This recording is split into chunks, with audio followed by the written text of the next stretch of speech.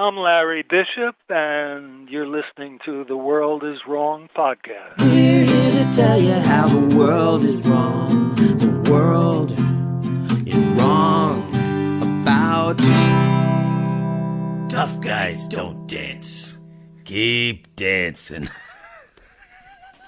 I love it. Welcome back to season 3 of The World Is Wrong, where we celebrate films and film artists the world is wrong about.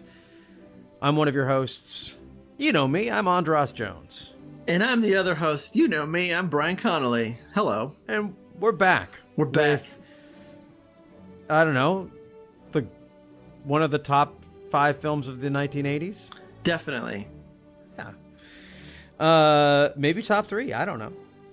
Depends what you think about Empire of the Sun. I like Empire of the Sun.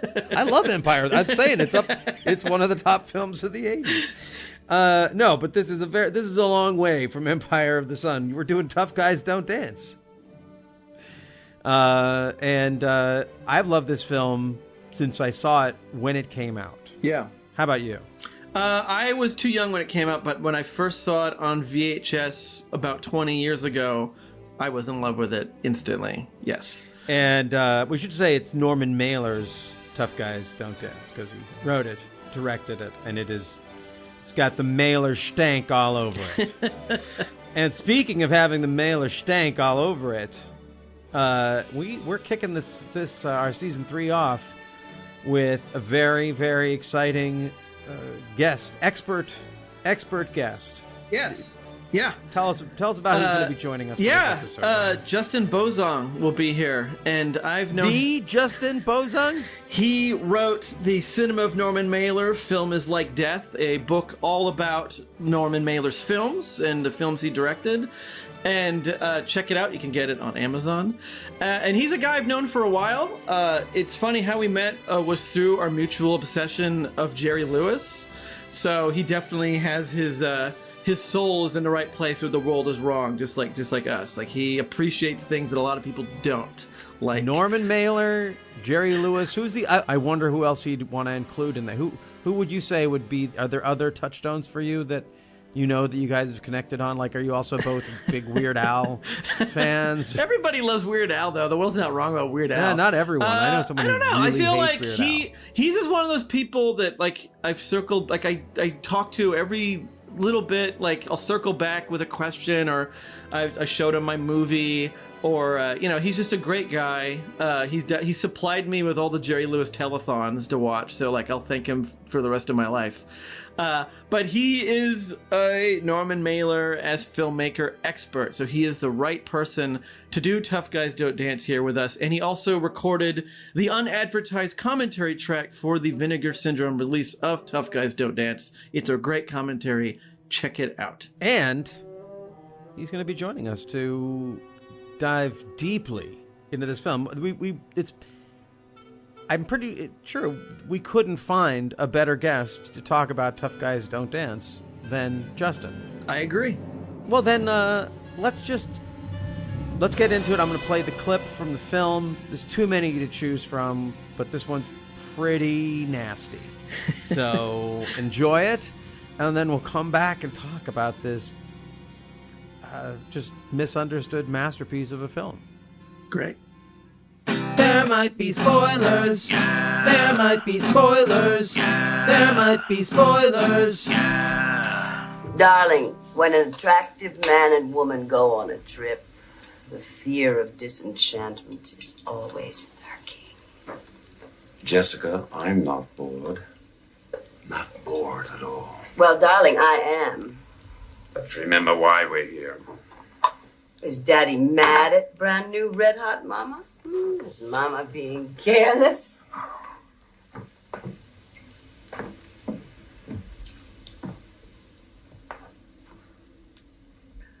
I said I wanted to go to this place on the map, Provincetown, on the very tip of the little finger of Massachusetts. Now it's a matter of waiting, looking at one another, right? No action, right? That's what you get for trusting a map. Here, here. Won't you join us?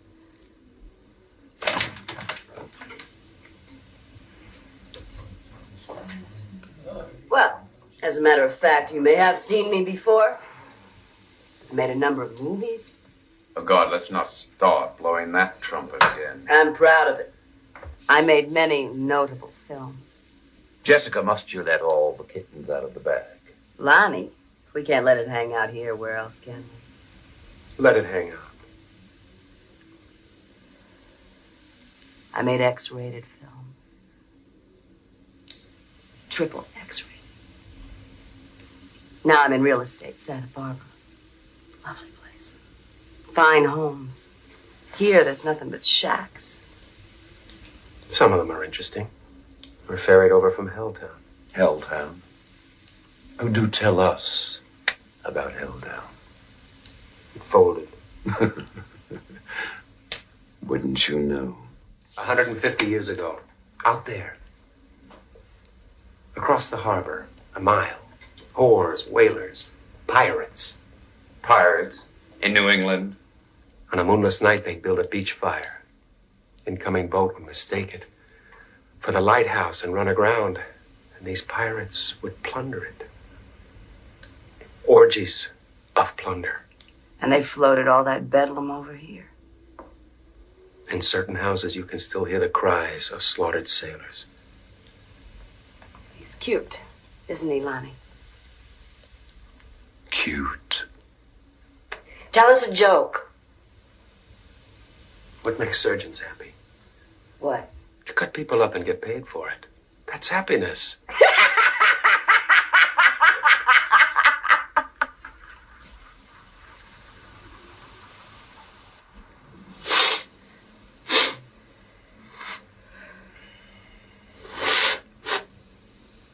You look like one of those method actors that plays a killer.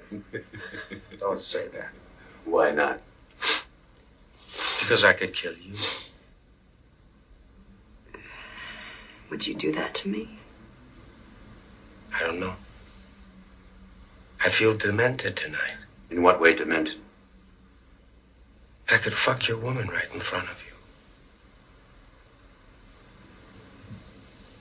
Only if the lady agrees. She'll agree. Come here, Jessica.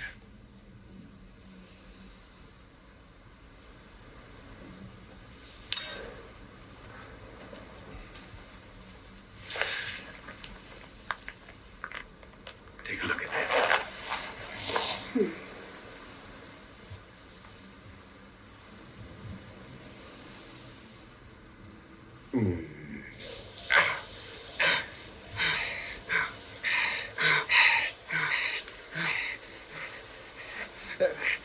Would you let me speak?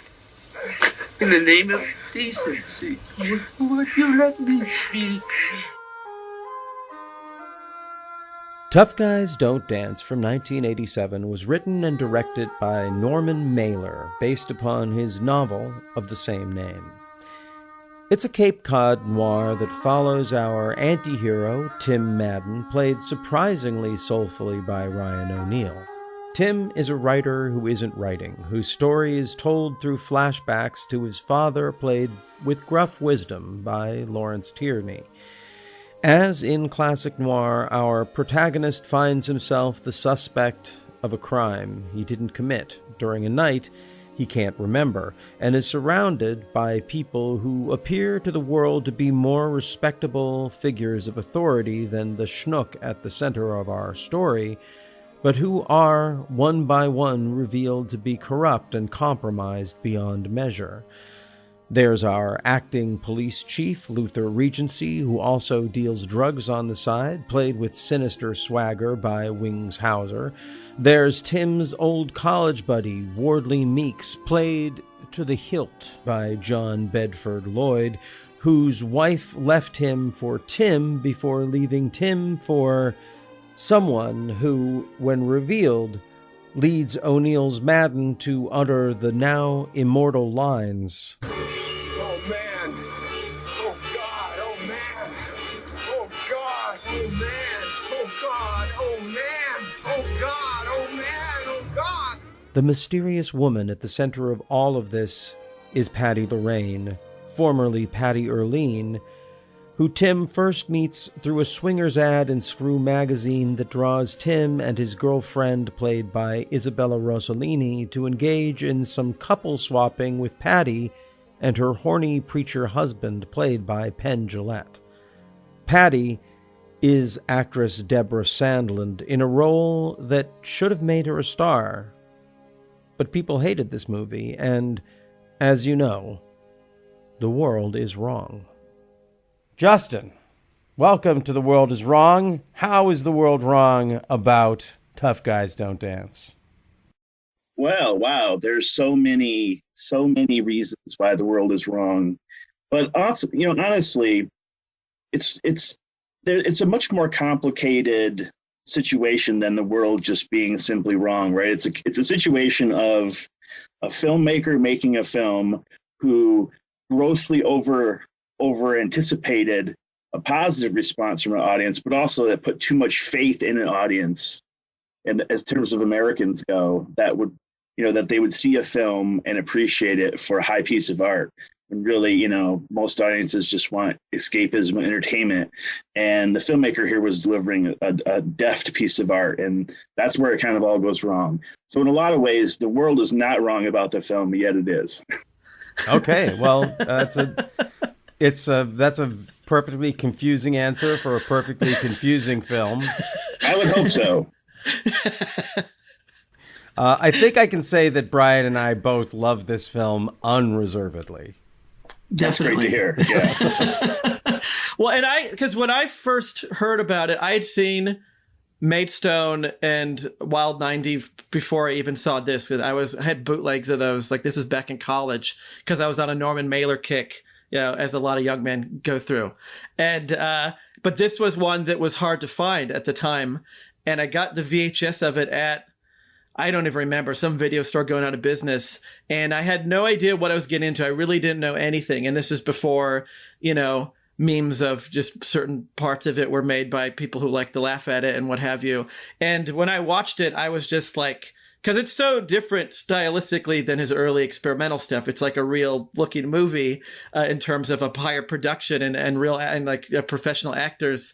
And I was just like floored by it and couldn't believe that I hadn't really heard anyone talk about it other than a few people who were just sort of thought it was really campy and bad, and they're wrong.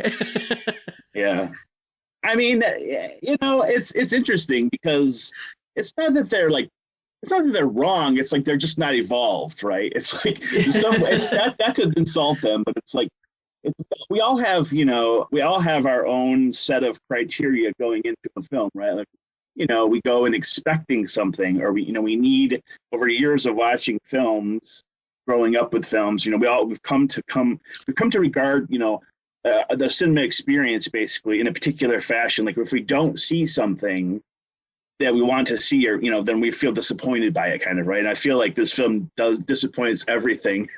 And that's the power of it, right? Is it kind of flips every convention on its ear, right? And asks you not only to stay one step ahead of it, but it asks you to kind of look at cinema not from a cinematic point of view, but a literary point of view. I heard you say that in the commentary section. You recorded a commentary for the DVD of this, correct? Right, yeah. The recent Vinegar Syndrome Blu Ray put out last year or whatever, I did the commentary and I helped put together some of the extras as well. And you were nice enough to share that with me and Brian. And I wouldn't ask you to buy it. I really liked that way of thinking about it.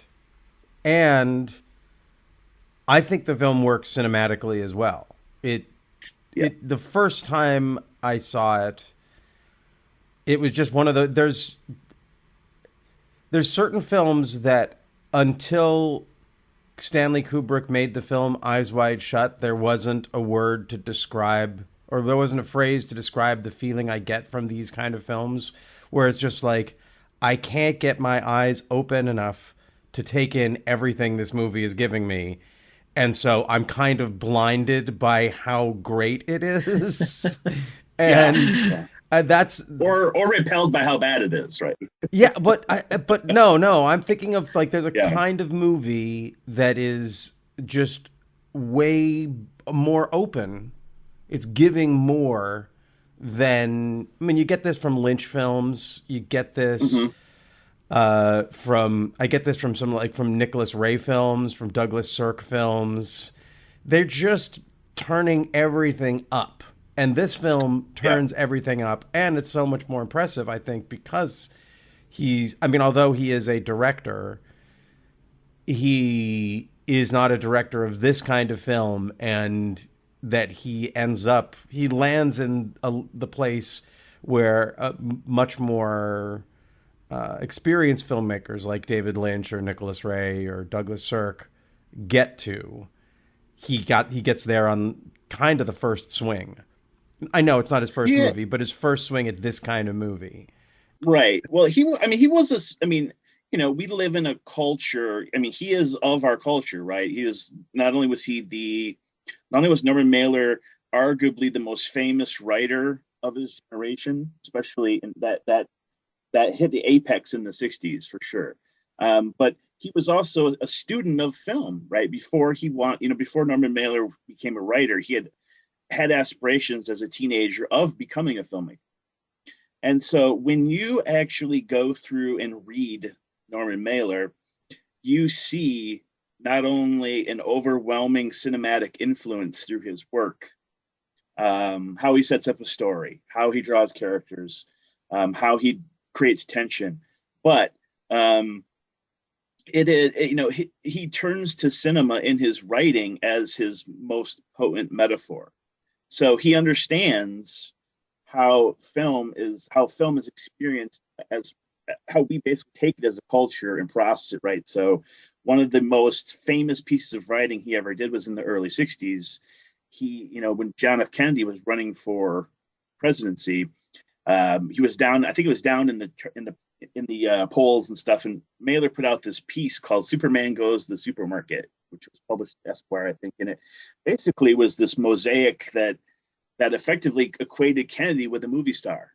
Like, that's what, so Norman Mailer's always had his finger on that pulse, right? That, like, there's something that fascinates us Americans in our culture, that, we're so fascinated with the movie star and, what it represents, that it's transferable to every aspect of culture, in the sense, like, we equate our politicians with movie stars, and there's a vice versa, right? Movie stars are politicians, our politicians can be movie stars, as you can see, ever so much in culture today. But even with something like Matthew McConaughey being touted as maybe running for president in the future, right? It's like, what qualifications does Matthew McConaughey have to run the United States of America? Right? It's a good question, but it's that quality that people are attracted to, right? That makes it sort of it's a logical thing. It gets, he could run. It's, even though it's absurd, right? But it's that obsession with that image that Norman Mailer had his finger on, and so I think so. That's why he's able to create the films he did, even though he's just a writer. Because ultimately, what does he have? What makes Norman Mailer think he can make movies? Right. That was always the criticism about him. Right. It's like, you should stick to writing and not making movies. Well, actually, for our listeners who may not be as up on, well, probably very few people are as up on Norman Mailer as you are. If you were to try and get someone up to speed on Norman Mailer, how would you approach that? Well, okay. So he was a post-World War II writer who shot to fame in the late 40s and early 50s with his book, The Naked and the Dead, which was his account of his World War II experience, more or less.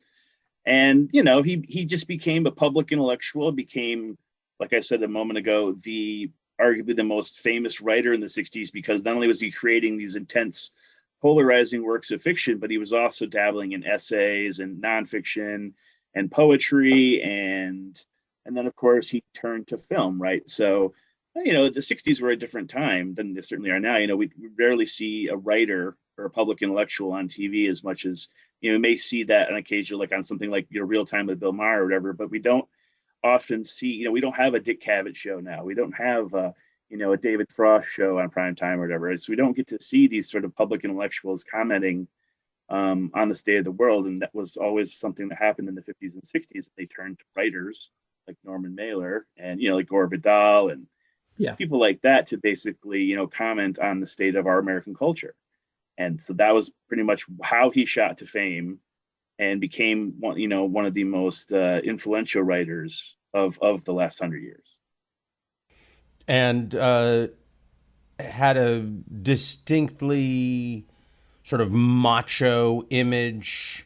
He loved prize fighters, wrote a lot about prize fighting. Seems like he carried himself like a prize fighter. Correct me if I'm wrong. If anything I'm saying is incorrect. No. I mean, he was very much in that school of writers who shot to fame in the era, the 50s, that were directly inspired by Hemingway. Right? He lived and died by Hemingway, and Hemingway was, of course, of that same ilk. And so, he definitely carried himself in that way because, he had come up as the generation he was from, and also of the influence that he took from Hemingway, but also, that also spiraled, especially in the 60s, out of his interest in philosophy. And he was a big reader of Heidegger and Nietzsche. And of course, Nietzsche, famously said, live dangerously, so that was his mantra, right? He was also interested in phenomenology. So he was always obsessed with the concept of experience and documenting experience and studying experience. And I mean, a lot of these things also, you can see these, they're kind of, once you watch Tough Guys Don't Dance a few times, you can actually see these things as themes pop up throughout the film in the characters situations. And his other films, because we're going to get into Tough Guys Don't Dance. Right. I've seen, I just watched Maidstone, and I had watched, I don't think he directed it, The Town Bloody Hall. No, he did not direct. It was D.A. Pennebaker. Got it. So, but you want to just give, maybe you and Brian can talk a little bit about the films leading up to Tough Guys Don't Dance? Okay, sure. Yeah, I mean, I'm curious to see since we're positive speaking here, right? I'd love to hear what Brian has to say about Maidstone and Wild 90 and Beyond the Law. I honestly don't remember Wild 90 at all. I know I've watched it, and I get that mixed up with Beyond the Law. But I feel like those two, correct me if I'm wrong, feel very more like a play in a way. They kind of have a Beckett thing going on there. It's just sort of like, because Beyond the Law takes place in a police station. And it's very experimental. It feels very much like kind of what the New York experimental people were doing in the 60s. It has that kind of very loose, very handheld, not so worried about the shots and how it looks, and more concerned with just ideas and just, very performance-based. And it feels very loose. Like, I'm assuming that a lot of it is improvised, even though he is a writer, that he probably didn't write a lot of that dialogue, and it's very much like in the moment working with these performers. Yeah, I mean, that's pretty, you kind of hit the nail on the head there. Yeah, it's pretty, he had, like I said, he'd wanted to make films since the 40s. So back in 1948, before The Naked and the Dead had released, he'd actually made this short film called, he left it untitled, but since then it's been redubbed Millicent's Dream. And basically, this was a little 10-minute single reel silent film that Norman made back in 1948, which was basically in the ilk of the sort of psychodramas of like Stan Brakhage. And, he was really influenced by Maya Deren and Kenneth Anger and people like that, because he was a student of cinema. He had cut his teeth. He was an early champion of Amos Vogel's Cinema 16 in New York. We go to see these independent films, these sort of short avant-garde experimental films in New York in late 40s and early 50s. He was also, he wasn't necessarily a champion of Andy Warhol's cinema, but he did see it as having tremendous merit, right? So it was like cinema of Warhol, and seeing the stuff like that of, Kenneth Anger and Brakhage, that really inspired him to want to make movies in the first place, right? And so, but the films also come out of his writing at the time, right? Because at this time, he had also really taken this radical turn in his literature where he was starting to write about, he just got kind of lost in philosophy.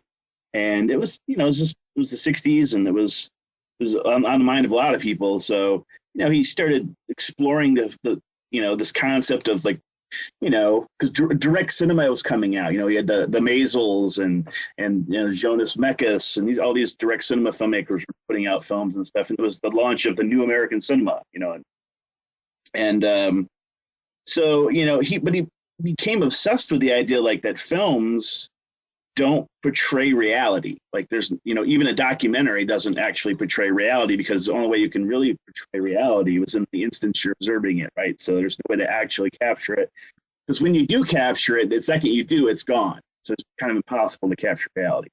So so that's, those are how those films sort of was a combination of philosophy and the pursuit and the kind of capture of reality that he was really pursuing with those basic avant-garde films.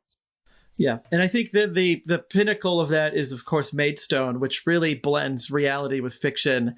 And you wonder, like, how much are these actors aware of what's going to happen or going on, or what is it all, what's real and not, building to that very famous moment where he fights with Rip Torn and bites his ear. Right. Yeah, which is, and it has become a weird iconic moment in this. I don't know if iconography is the right way to look at it, but it's certainly the most memorable, one of the most memorable scenes in all of 1960s films, I guess you would say. If you look at it on YouTube, it's viewed like over 1 million times or something.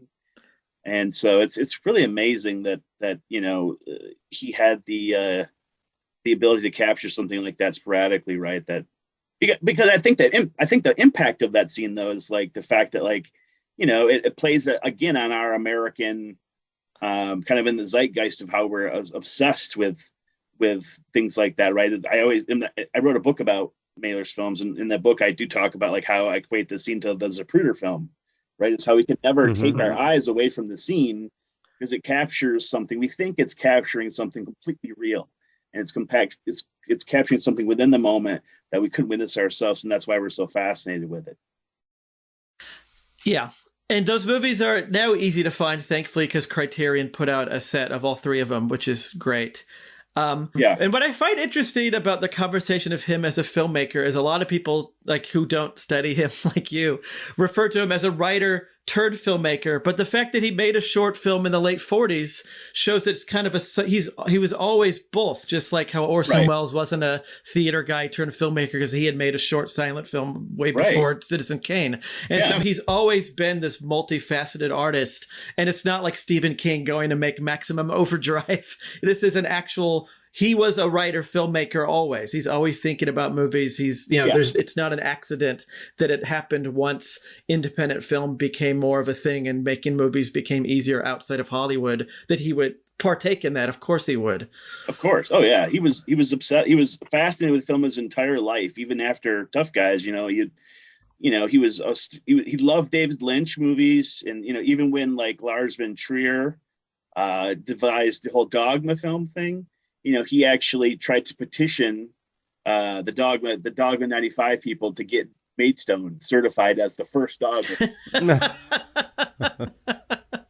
And it's interesting that you bring up Lynch, because I feel like there's a lot of weird Lynch stuff in Tough Guys Don't Dance, and I don't know, and like Blue Velvet came out in September of '86 limited, and then this movie's Tough Guys production was in the fall of the same year of 1986, and so I don't know if he actually saw Blue Velvet or not, maybe because Isabella Rossellini's in it that he got to see it, or vice versa. But then also so much of this movie feels like later Lynch, like Wild at Heart in particular, especially with the Patty Lorraine character. The way she acts reminds me so much of Diane Ladd in Wild at Heart, and you have the Badalamenti soundtrack in this movie, and just sort of that heightened acting that people totally accept in a David Lynch thing that for some reason in this movie was too ahead of its time and people couldn't quite get into. They just thought it was bad acting, but they're just wrong.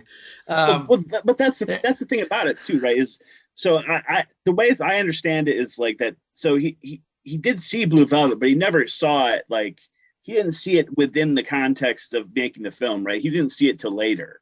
And John Bailey, the director of photography, he said that they never saw the film. They never talked about the film or anything whatsoever before because they started around Labor Day of '86 when they started shooting Tough Guys in Provincetown. But David Lynch and Mailer were friends. In fact, when Tough Guys, when it was finished, they took it to the Cannes Film Festival. Mailer was a judge at Cannes that year, and even though Tough Guys screened out of competition, Lynch saw the film and thought it was a masterpiece. I mean, there's even in Norman's archive down in Austin, there's a director's notebook for Tough Guys, and in it you can see Norman's taking all these quotes, and he's going to use these in the marketing campaign. And one of them that he never used for some reason, but he did include it, was that this film is a masterpiece, David Lynch. And he was going to use it in the marketing campaign, right? But he never ended up doing it. But they were friends. I think, like so many filmmakers of that era.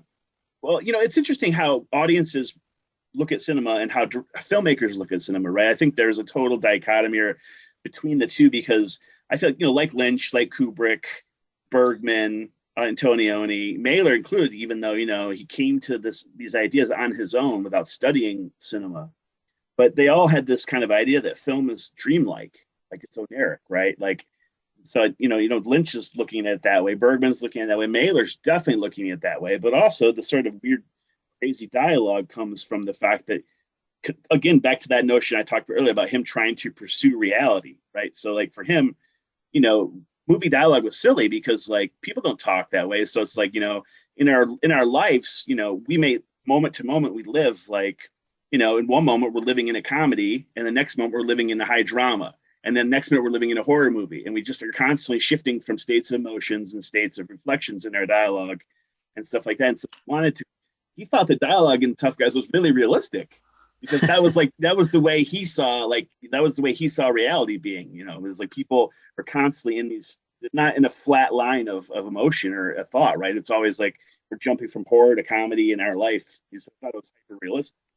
Shakespearean. It's Shakespearean almost in some ways, the way it's delivered, right? It comes across as being Shakespearean to a certain degree.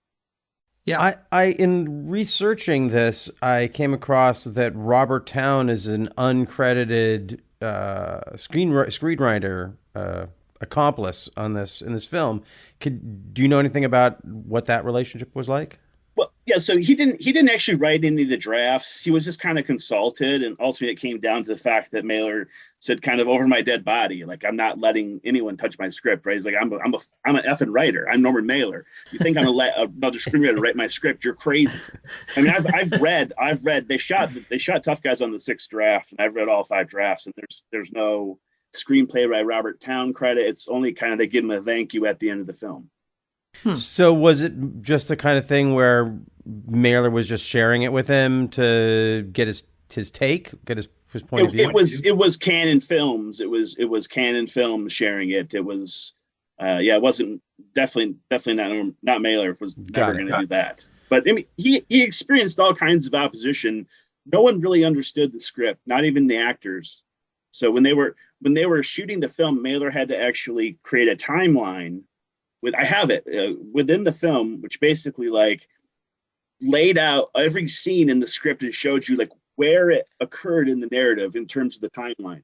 So it's like, this takes place on day 26, and this scene at the end of the movie is supposed to take this in the actual timeline comes, 45 minutes earlier in the film. So it's this weird shuffle, dreamlike, almost cubist kind of thing. But that helped the actors kind of, be able to convey emotions or whatever, through interacting with the other characters, basically, right? Because it was a weird, sort of confusing screenplay to everyone involved. What were some of the other obstacles that Mailer faced in making this? So, I mean, it was actually a pretty easy shoot, right? So the whole backstory pretty much comes at the time he had been approached by Jean-Luc Godard to write the screenplay for King Lear, for Godard's King Lear. And he basically said, well, any way I write it I'm going to get shot by an audience. So I'd rather, I'll be in it. But, and so basically he got Tough Guys greenlit at Cannes on the condition that he participate in the Godard film.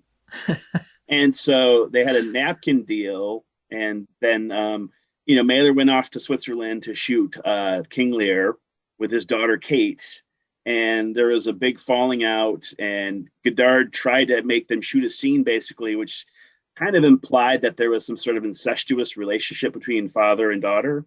And Mailer hit the roof and basically left the shoot. But he, of course, still got to make Tough Guys. So that was how the whole thing got greenlit, basically. The only kind of real obstacle they had during the shooting was that, they had a strike basically when the union kind of shut them down, because they were definitely shooting low budget. They were shooting non-union to a certain degree, because that's why if you look at the opening credits, you'll see John Bailey, the director of photography, has a visual consultant credit and not a director of photography credit, because it was non-union. Huh. Got it. The Teamsters were trying to shut it down, basically. And this was a weird time that I think people forgot that Golan Globus made these kind of weird films that weren't just Charles Bronson killing people movies. Like they actually produced a Godard movie and a Norman Mailer movie, and they were trying to be in the game of art house cinema. Oh yeah, Cassavetes movie. They made Love Streams around this time. Raoul Raises Treasure Island. There's a whole slew of interesting sort of films that teetered. It wasn't all Ninja 3: The Domination. As great as that movie is, like it wasn't that kind of film. And it's striking. Watch his movie, and I think I just take it for granted now because I'm younger. But like the way the narrative works in this film, where it is all out of order and it is more like how a book is laid out. At the time, I feel is kind of a big deal, because there isn't a lot of movies that did that. A lot of people kind of assume that started mainstream with Pulp Fiction, of like that's the first time when a movie was like the beginnings and the middle and all this stuff. And but that's what this movie does, and it does it so well. And I can see maybe at the time people being very confused because the timeline of this movie is very crazy. But I love it. The way it reveals the information and the way it reveals sort of the characters is so smart. And it must have been, I imagine, very hard for an actor to kind of maybe wrap their mind around where they're at emotionally in the story.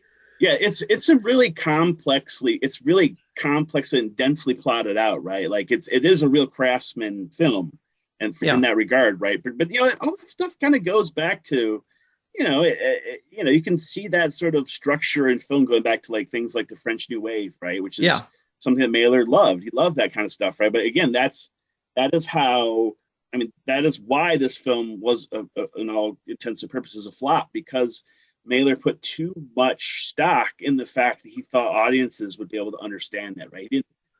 It's not a film for the popcorn crowd, but that is what he put it out to, basically, right? And that was the biggest mistake he could have made. It was effectively what prevented him from making more movies, ultimately, in the end. But he always had this. He always gave audiences, particularly in this country, much more credit than they deserved, right? It's like even when he'd go on TV, like, in the 60s, he would try to convey like really crazy, off the wall ideas. And like, for example, like, there was one episode of Dick Cavett in the early 70s where he's on talking about the space program, and he's just relaying all these crazy things, and like, Cavett's just looking at him like he's from outer space. Like, and you watch it and you're just like, oh, it makes total sense to me, right? But it's like people, they're not tuning in for that kind of stuff, right? They're tuning in for like to be entertained. And so of course Cavett's going to pop in and he's going to throw a one-liner in it, right?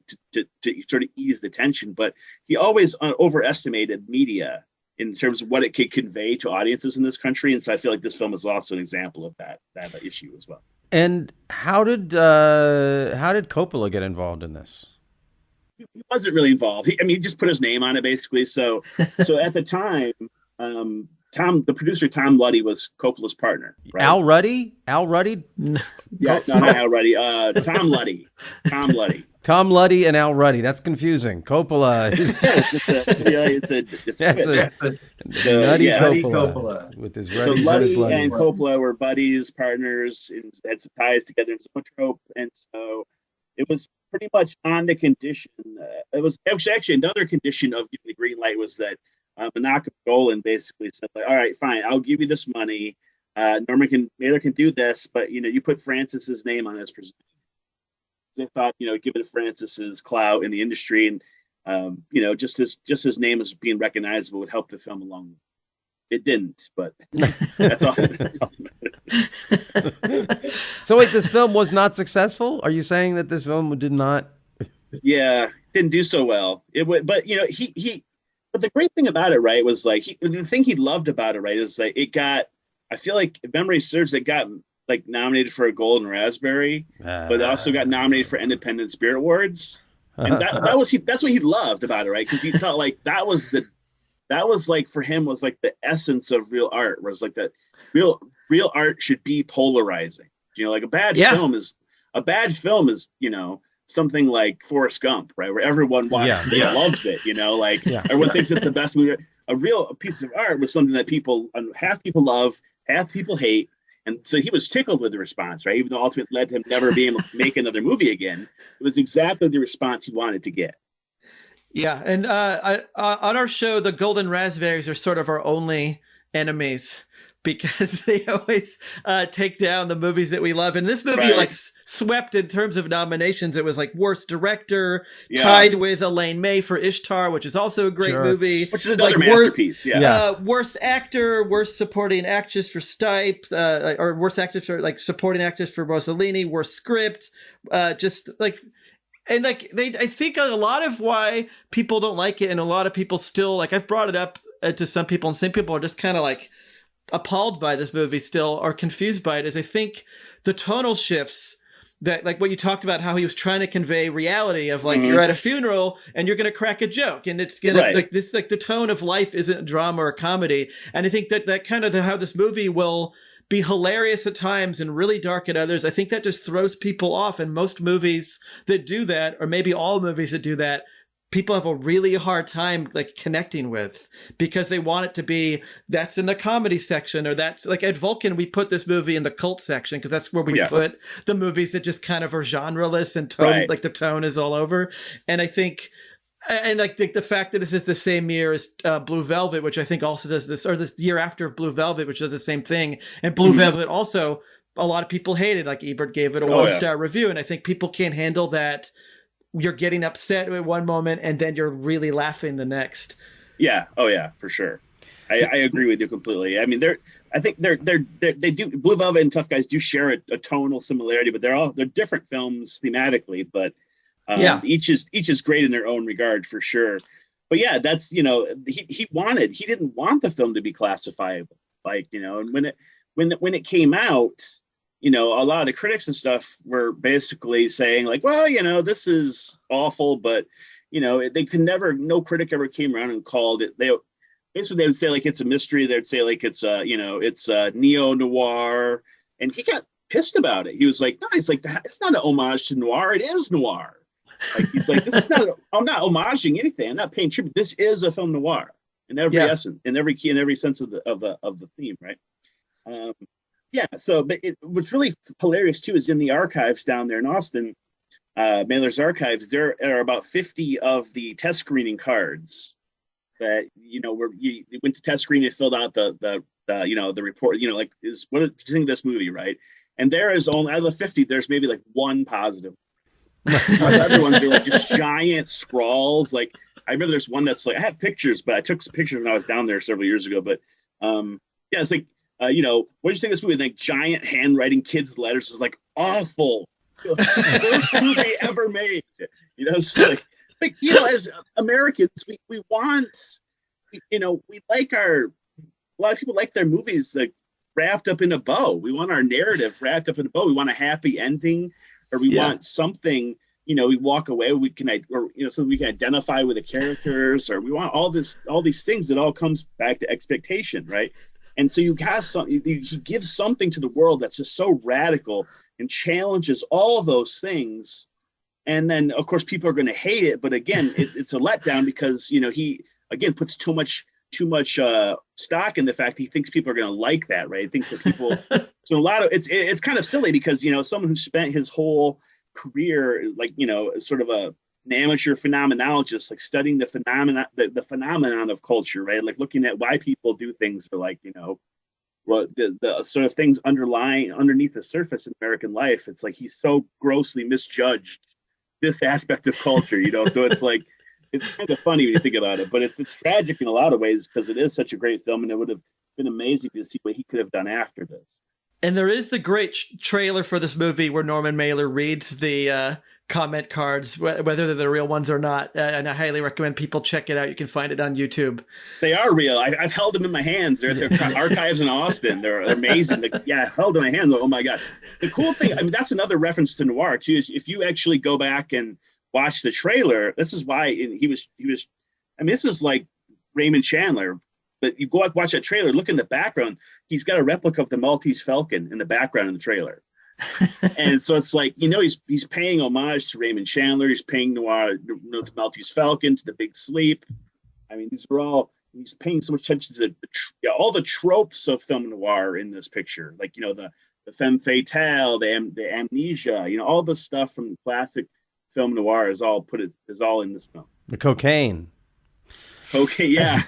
He's always doing cocaine. The Big Sleep is like, and in your commentary on Tough Guys Don't Dance, you drew some connections to the Blue Dahlia. Yeah. Mm-hmm. Do you want to talk about that a little bit? Because I hadn't seen the Blue Dahlia. I went back. I was just watching it this morning. I got about halfway through before we got to recording, and I felt like I was connecting the two, but I'm curious how you see the two as connected. I think, if memory serves, what I was saying in my commentary was like that, and I haven't seen that movie in a long time now, but I think it was just like similarities. I was just drawing attention to the similar tropes, right? It's like this guy in the Blue Dahlia. I think he's Alan Ladd. Alan Ladd, yes. Again, very much like Alan Ladd is not the sort of macho noir lead. Yeah, he's more Ryan O'Neal.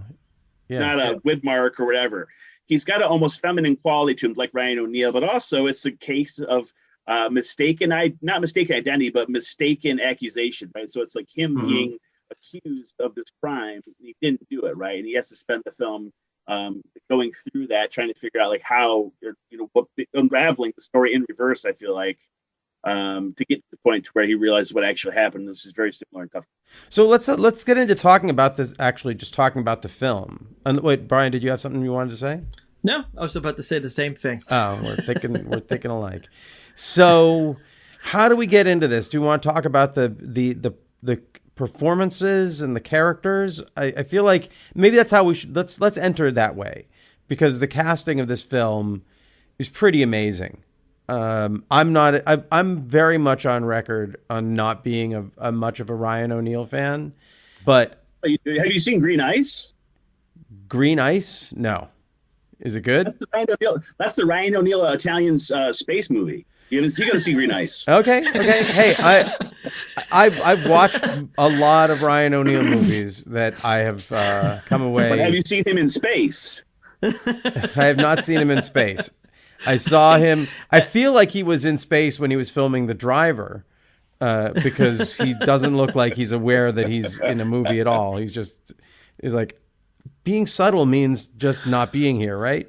Okay. Right. Yeah. Well, but in this film, he is so well. I've never said this before. I mean, I do like him in the Bogdanovich films, but even those, I don't come away feeling like, oh no, this is perfect Ryan O'Neal, and this is perfect Ryan O'Neal. He's at the right age. He's just pretty enough and just old enough that gives him some character. And I believe this guy. I believe that he's a bartender, gigolo, horn dog, coke dealer I just fucking love it.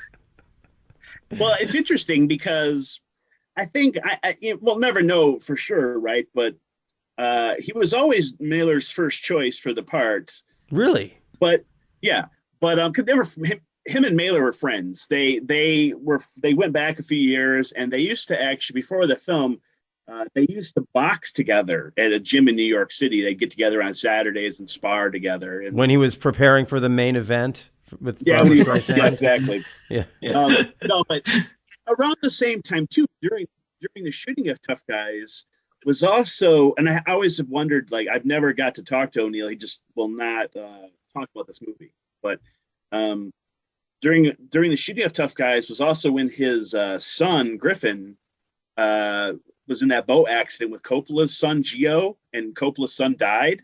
And so, it's kind of a weird situation where Coppola is involved with Tough Guys to a certain degree. O'Neill's in it as well.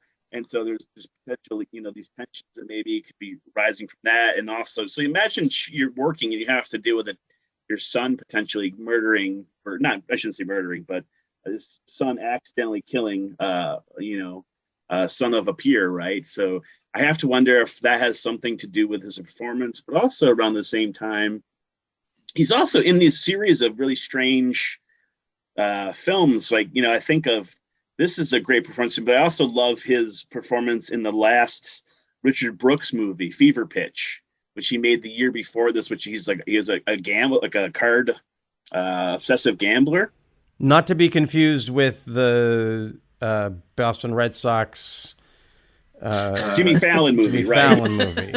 That was Ryan O'Neal in that. I would have watched that one again. But yeah, no. So it's just, I don't know. It's just like interestingly how O'Neal got cast in a string of these sort of oddball films around this. And I think like there was a time when he was a handsome, bankable star, and by the late '80s he was not so much.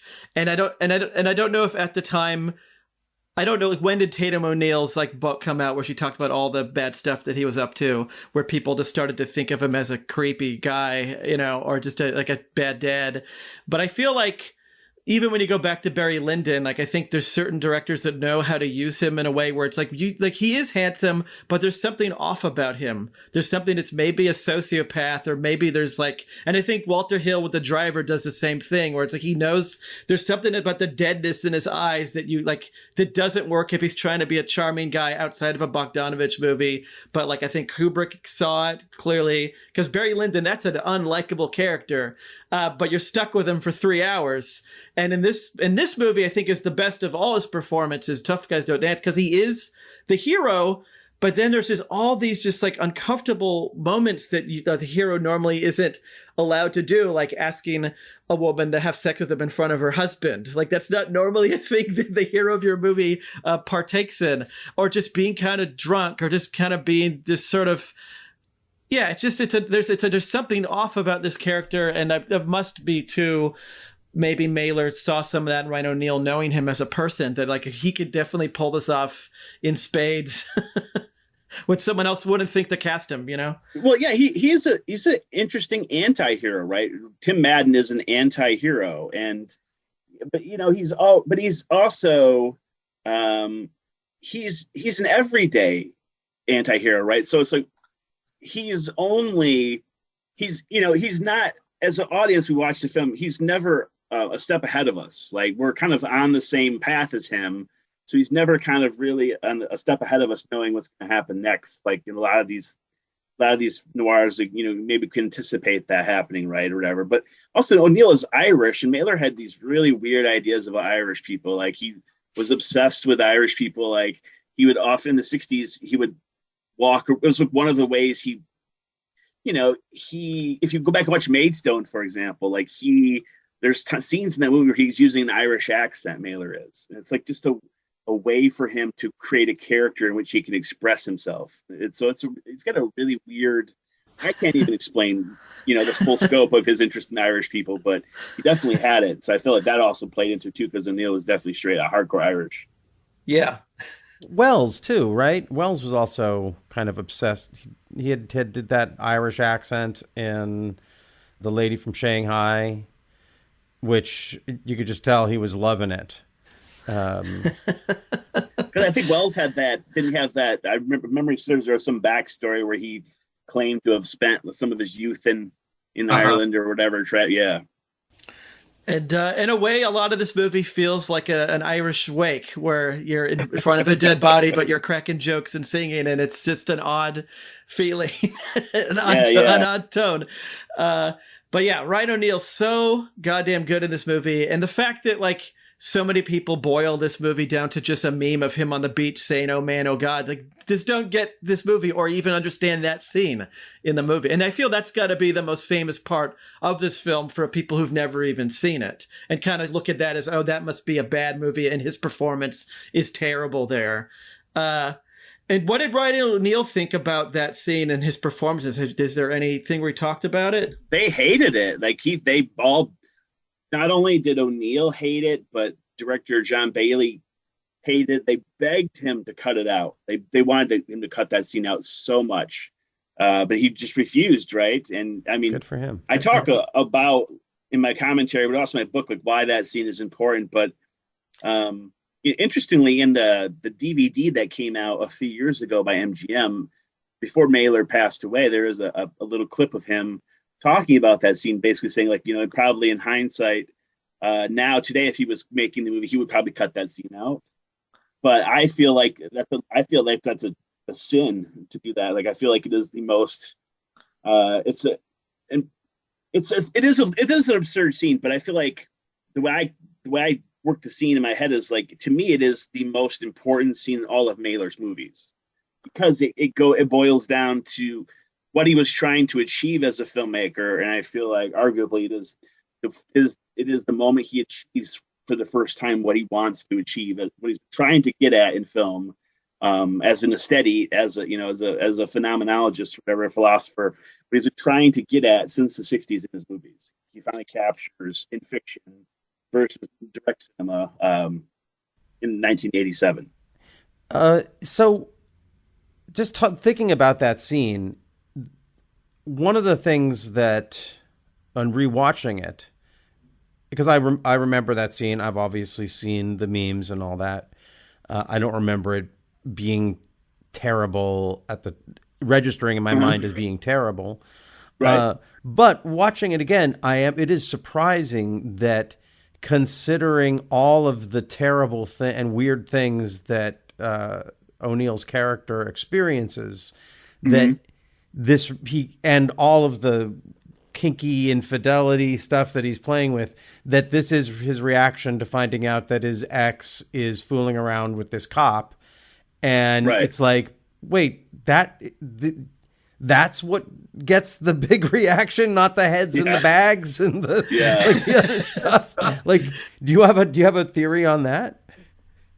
Well, I think, I think the way it's shot. So I think in order to truly get the scene, you have to kind of step away from it and think about what is happening in the scene, like you mentioned, versus just experiencing it. Right. So the shot, the swirl is reflective of the learning of the information. Right. So the "oh God, oh man," and oh God, oh man" to Mailer was his way of his way of expressing epiphany.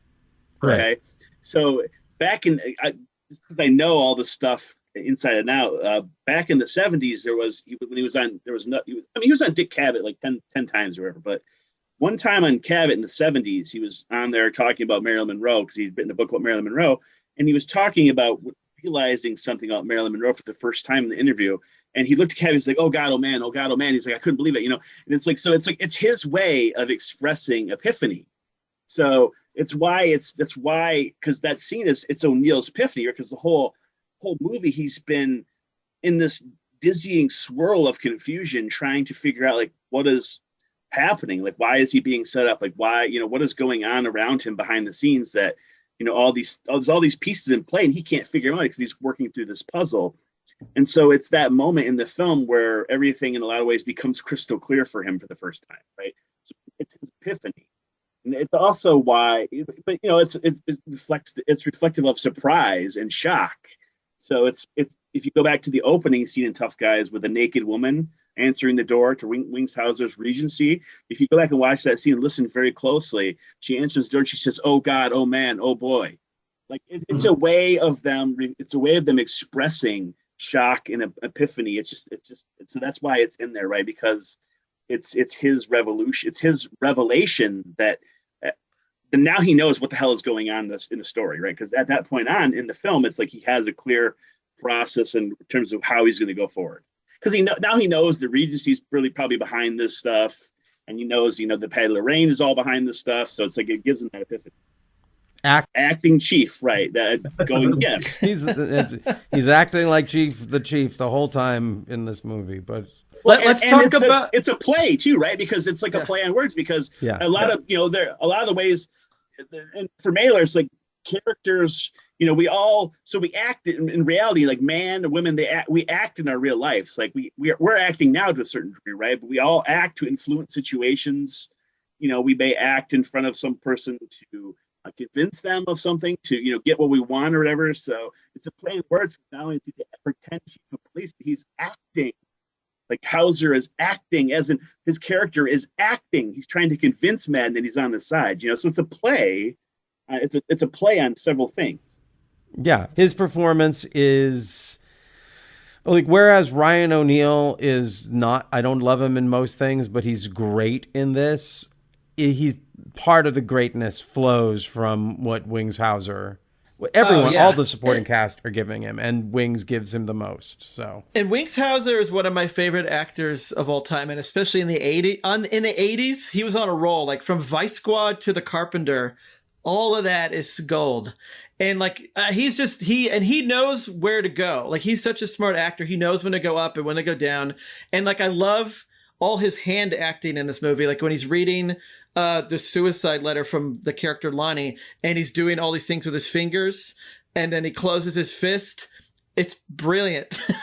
And he's just brilliant. And like I'm glad that, like, I feel like in the 80s he wasn't in a lot of kind of huge big movies that were kind of taken. So he was in a lot of schlockier things, exploitive things, or a lot of TV, but he was always good. And I think it's really cool that Norman Mailer knew, like, no, I got to put this guy in this movie. Yeah, yeah, you're right. Because in a lot of the films he made in the 80s, where he always kind of played the rogue cop. He was kind of like he was kind of like a John Wick, but without as much violence, right? But I mean, he never got a lot of option. He never got a lot of chances to like kind of truly express himself dramatically, right? He always had to shoot a gun or something, right? But yeah, he's also one of my favorite actors of all time too. I love, stuff like this. He did in his performance in Siege of Fireblaze Gloria is phenomenal. He's in JoJo Dancer a little bit with Richard Pryor. So many good performances. Yeah.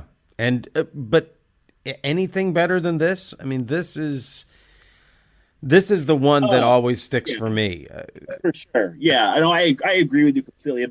I think the only place he's kind of allowed to, I mean, well, first off, you don't get as good of you may get better characters, but you don't get as good a dialogue ever, right, than you get in Norman Mailer movies. So even when Hauser is later on, he's directing his own movies. Like one film that sticks up that I love that Hauser wrote and directed is called The Art of Dying, which is I love it. So great. And so so stuff like that, like where it's like great characters, great opportunities to kind of chew a scene, but you don't get great dialogue like I saw a blind at the end of my high beams. Right, it's like like you get a Norman Mailer movie, right? You don't get that. It's only Norman Mailer can write this sort of amazing dialogue that blends like the colloquial with like the sort of because I guess we'll say that blends the colloquial with the Shakespeare. How's that, right? Mixed with it with kind of American ethos. Mm-hmm. Yeah. And I think my favorite dialogue in this movie is everything Lawrence Tierney says. Is so good. Never call an Italian small potatoes. It's such a good. Never call an Italian small potatoes. And I feel like I could see why that throws people off, because like whenever Lawrence Tierney's on screen, it does feel kind of like a comedy. Like everything he's saying is so sharp and so funny, and in a way, Tierney to me kind of feels like if Norman Mailer was an actor, he would have played that character. Like it has that, there's something very Norman Mailery about Tierney being this sort of like old school type of, masculine guy compared to whatever Ryan O'Neal's up to in this movie. And it's a great juxtaposition. It's a great juxtaposition between the two for sure. Yeah. Yeah. And then the scene of him dumping the bodies to Pomp and Circumstance is such a weird moment in any movie I've ever seen. Like the tone of that then is all of a sudden feels kind of lighthearted and strange, and there's like all these actors are just working on like I think their best, like at their best capacity. Like they're all so given it to Norman Mailer here. The Pomp and Circumstance actually has a very specific meaning, but again, this is why like Mailer sort of grossly misjudged his audience, right? Because like no one, it's a Norman Mailer thing. It's a reference to Norman Mailer. It's like no one is going to understand the Pomp and Circumstance thing unless you've read everything in Norman Mailer's, right? Unless you're intimately familiar with his life, how he grew up, what that song means to him.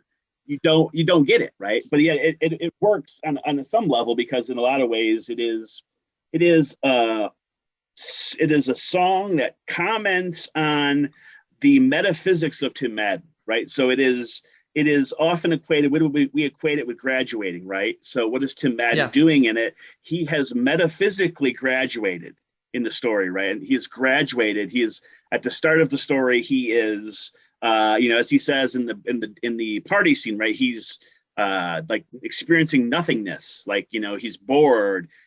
He's just like empty. He's ashes. And at the end of it, he's just gone through this intense life experience that has sort of reaffirmed his being, his philosophical being. And so it's like, and now he's graduated on to the next thing. As we'll see in the end, it's just a cycle, right? So at the end of the film, we're literally back where we started. Right. The last shot of the movie, we're back at exactly where we started at the beginning. And we will get to the end, but while we're still talking about the cast, were any of these did Mailer get everyone that he wanted to work with? Were there people he wanted in certain roles that he was not able to get? Yeah, I mean, pretty much got everyone he wanted. In early stages, he, like I said, with Ryan O'Neal, he had always wanted Ryan O'Neal, but when he was first like imagining this as a film, he had actually seriously toyed around with approaching Warren Beatty to play the Tim Madden part. Would have been Which great. would have been insane, right? But yeah, I mean, pretty much everyone he approached, he got. I mean, Mailer was also tied in. He was a lifelong member of the Actors Studio, and so he found some of the actors through Actors Studio. Like some of the actors were like East Coast repertory people. Well, he found Frances Fisher at the Actors Studio at the time. He auditioned her through the Actors Studio, and so yeah, he pretty much found. I mean, he had very specific ideas on how he wanted to cast the film, so it wasn't a long process for him. I mean, no one fought him on the casting either, so it was like a situation where like he could be indecisive. So at times he would, like, for example, Wings Hauser. I think Wings Hauser auditioned like 4 or 5 times for the part. And I think he did that to a lot of actors, but he also filmed and videotaped all the actors' auditions. Wow! Just because like he wanted to see what they would look like on TV. Where did he find Deborah Stipe, who plays Patty Lorraine? Because she is increble. Deborah in this Sandlund. movie. Sorry, that's Deborah Sandlund. Deborah Stipe, Deborah Sandlund. Yes. She blew when I first saw the film. She was also one of the real standouts. I've always been kind of surprised that she never became a star out of this. Well, she dropped out of acting actually. So, interestingly, she lives here in my town. Does she go by Sandlund or Stipe now? Because on IMDb it says Stipe. Okay. Yeah, she goes by Stipe, and she runs a acting school for children now. I want to see a documentary about that. Ironically, yeah. But for someone who I don't think was ever in much before this movie, is given so much to do and so much trust in her kind of delivering this kind of big character that kind of like bounces between all the other characters and is so pivotal to the story. And she's just working on another level. Like I said, it reminds me so much of Diane Ladd in Wild at Heart 2 or 3 years later.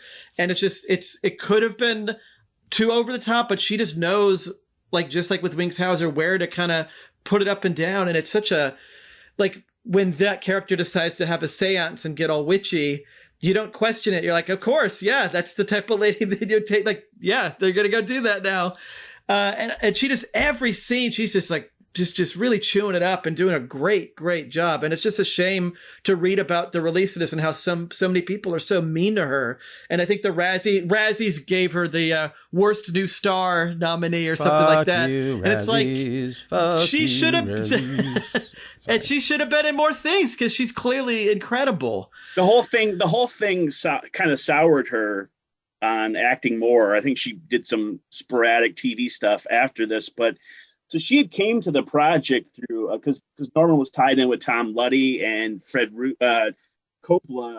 That meant he had ties to Fred Bruce as well, right? Who cast I think American Graffiti and all the stuff for Coppola. But so Deborah Sandlund was a find of Fred Bruce, and but Norman may have thought that he was making like a big discovery with her, right? Like he thought he loved her, and he thought that she was the most important character in the film. Like the Patty Lorraine character was the most, because ultimately she is the most important because she is what in effect sets the whole narrative into motion, right? It's her idea to, take the cocaine and take the money. I mean, it's her setting the whole narrative in the motion. And that's why she was the most important. But he worked extremely close with her during the whole shoot. He was really kind of like took her under her wing.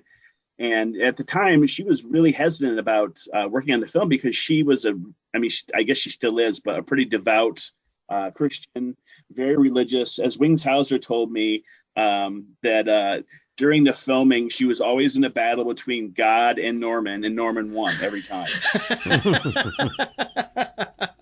And so, there was a lot of issues with the nudity and the language.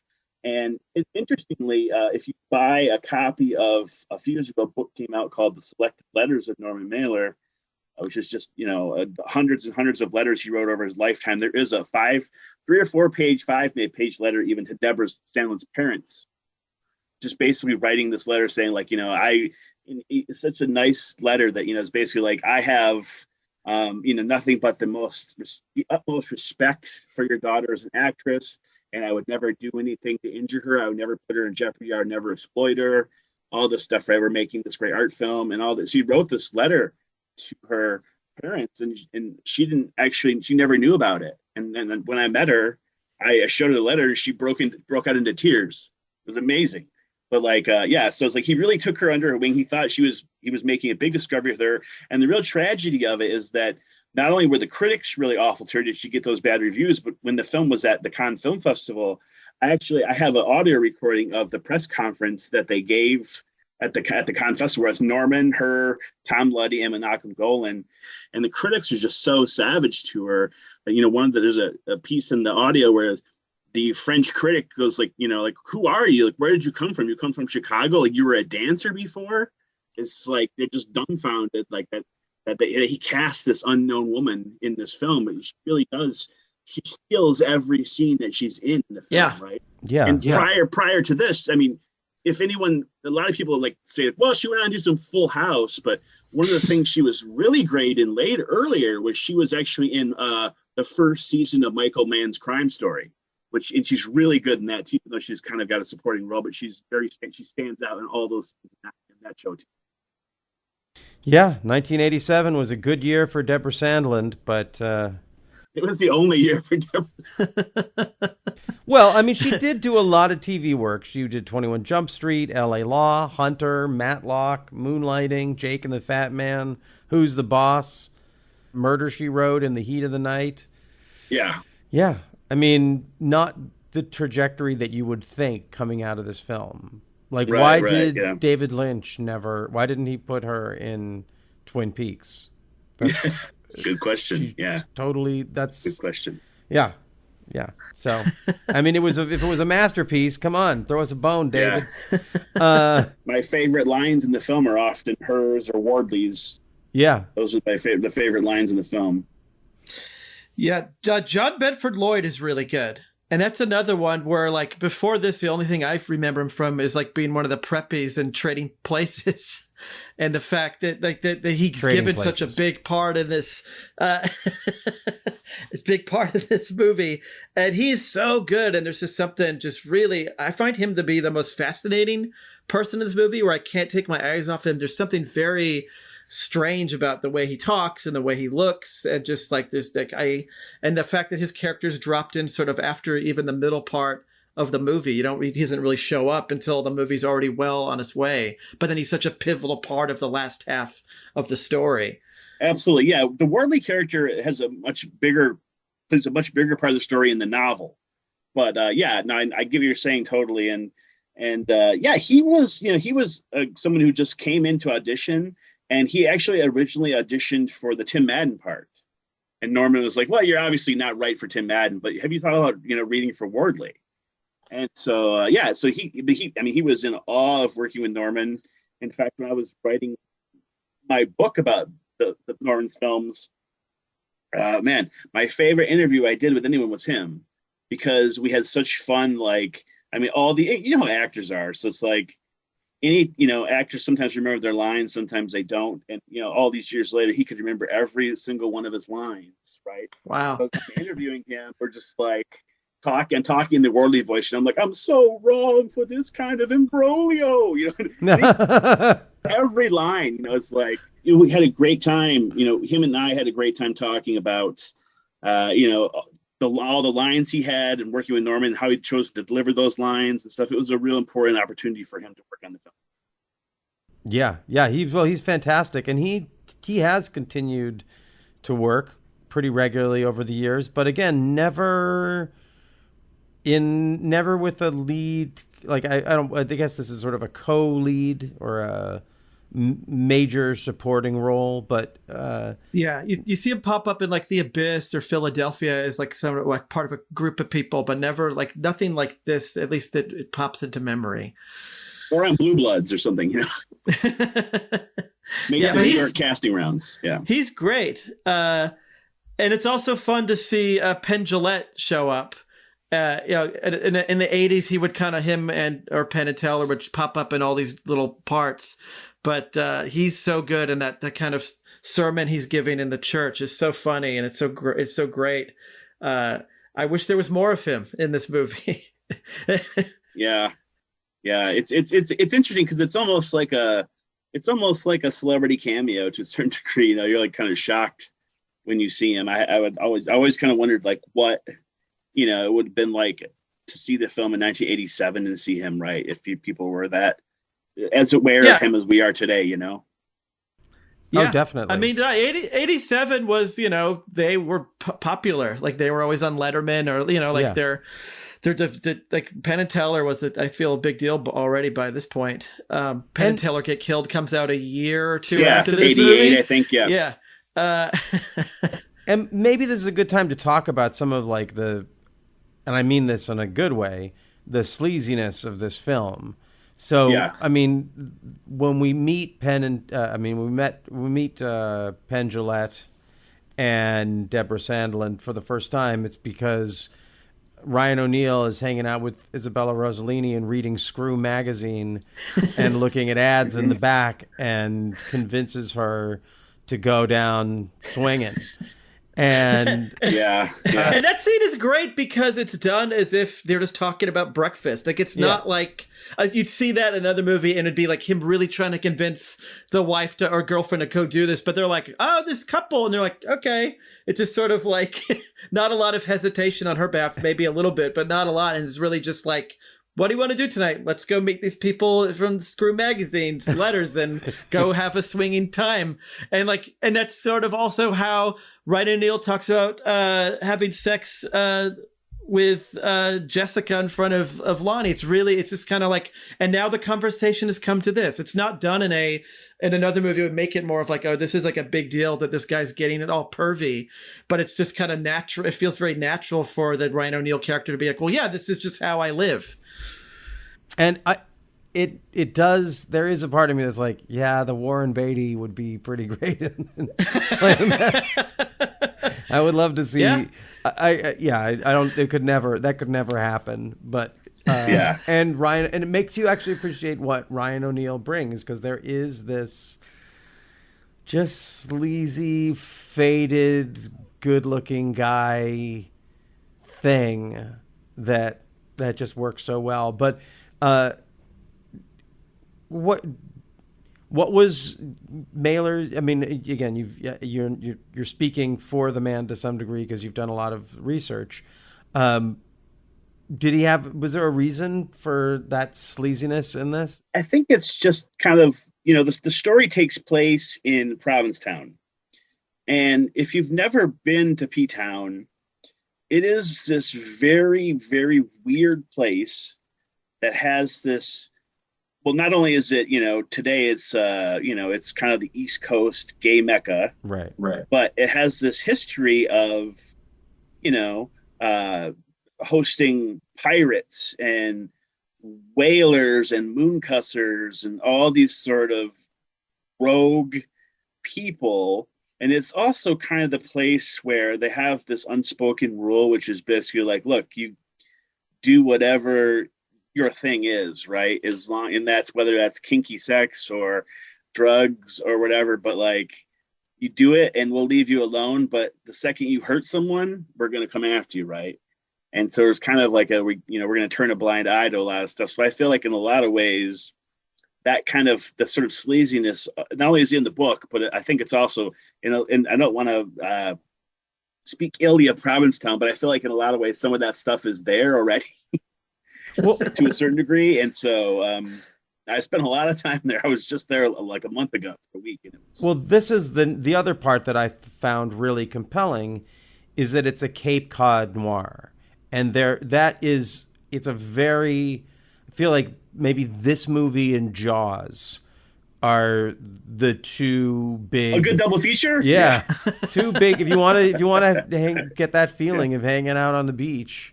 Right. Yeah. Maybe throw in the middle section of Reds with the Eugene O'Neill's affair with the Diane Keaton character. That, and if you're familiar with that area, it has a very particular vibe. It does. All of those films really capture it. But I don't think I was digging around for other Cape Cod noirs or even other films that take place on Cape Cod, and there really aren't many, considering what a cinematically compelling place it is. I was thinking of they haven't made a film out of it yet, but Dennis Johnson's novel, The Resuscitation of a Hanged Man, is one I've yearned to see because I feel like that would be a great off season. It's a book that takes place all in the off season at a radio station on Cape Cod, and I just feel like that's such an exciting venue for a story to happen. But do you have thoughts on the whole Cape Codness of it and other Cape Cod noirs? I just think, so the reason why this story even exists in the first place, basically, is because, he had just come off in the early 80s. He had just come off of spending what is essentially a decade writing this book called Ancient Evenings. And it came out and it was super polarizing. No one understood it and everyone kind of hated it. And so he thought after that book was over, he would take a vacation, but he'd already gotten advanced money from a publisher. And so he thought he could sit back for a year and kind of just hang out in Cape Cod because he lived there and he loved it there, right? He felt like that was the only place he could breathe outside of, because he'd been born and raised in New York. And so he spent, most of his adult life there. He wrote a lot of his books in Cape Cod. And so, basically the publisher said, look, we're going to sue you if you don't write us a book. Like, we gave you money. We need a book. We need it now. And so he kind of panicked and he thought, okay, I've got to turn around a book. So what can I write about fast? I know I'll write this murder mystery and I'll set it here in Cape Cod because I know this area. I've lived here for, 30 years. So it's like, I know everything about this area. And so he set it there intentionally because he basically knew he wouldn't have to do any research. He could just kind of pull everything off the top of his head and set it there because he was so well acclimated within the region, right? So that's why the story exists in the first place. But if you've been there in the off season, it is, like I said, a very isolated, disturbing place. I feel physically uncomfortable when I go there. And I don't know why. And I've been there several times. I was just there about a month ago for a week. And well, actually, it was about a month and a half ago, but I was there for a week and it was still off season, and it was a ghost town. No one was there at night. I could only eat at one restaurant every night because that was all that was open, and no one was out in the streets. And it's such a weird, creepy, desolate place. But he loved it. He loved that sort of ambiance of it. He loved the fact also that, like, you see it conveyed in the film too, right? The opening party sequence is this desperate collection of oddball characters, right? You see, like, there's like a gay couple and a biker. There's some drug addicts. I think, it's like this, but that's what Provincetown is. Especially in the off season, it is a desperate selection of people that hang on there, and the only entertainment they have is each other. I mean, you go to Provincetown, it's so weird. There is not a fast food restaurant in Provincetown. There's no McDonald's, there's no Burger King, nothing. Oddly enough, there is a Radio Shack. I learned that my last visit, and I don't know why there's a Radio Shack there, but there is.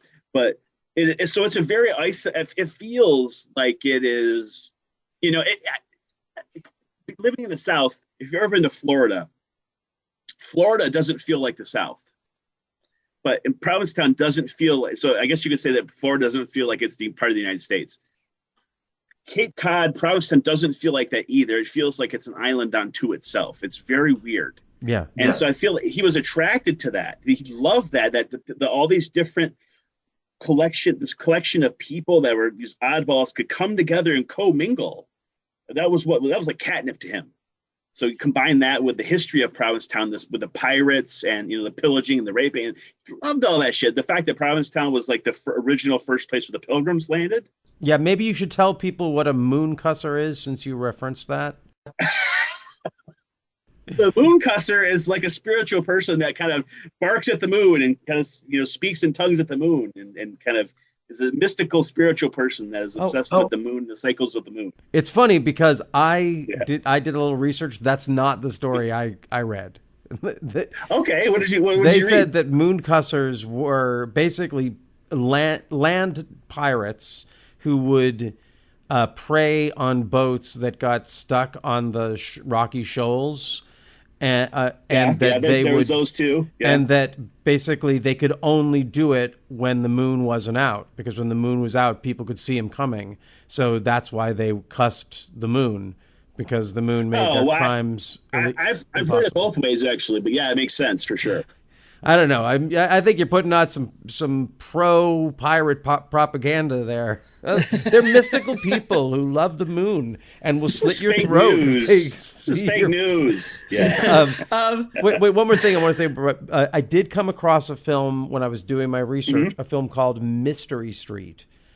That is about a murder on Cape Cod. And I think it was during your commentary that you talked about how this film was based upon some real murders that took place on Cape Cod. And I feel like it's possible this film, Mystery Street from 1950, starring Ricardo Montalban and directed by John Sturgis, may have also been inspired by those murders. Do you want to talk about that a little bit?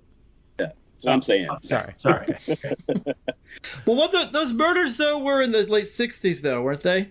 Okay. Tony Costa murders happened in the summer of either 68, or 67, 68, or 69. I can't remember off the top of my head. But yeah, so definitely couldn't have been the inspiration for the film. But yeah, they were a huge, they shocked that community like no one's business.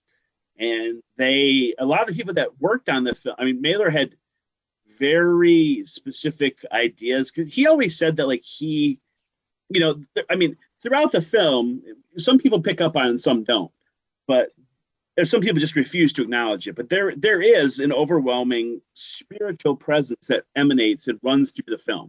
Like, spirits are always at work in the film. They're always present, right? There, a lot of the dialogue of people are prey to spirits, and spirits, so that's something that's a very Mailerian idea that it comes in his writing as well too, like that. That spirits are around you, and they may or may not influence you, right? Some maybe some to a more prolific degree, some less, right? But so he had specific ideas on that in terms of Provincetown. Like, he felt that was something that very much was active in Provincetown.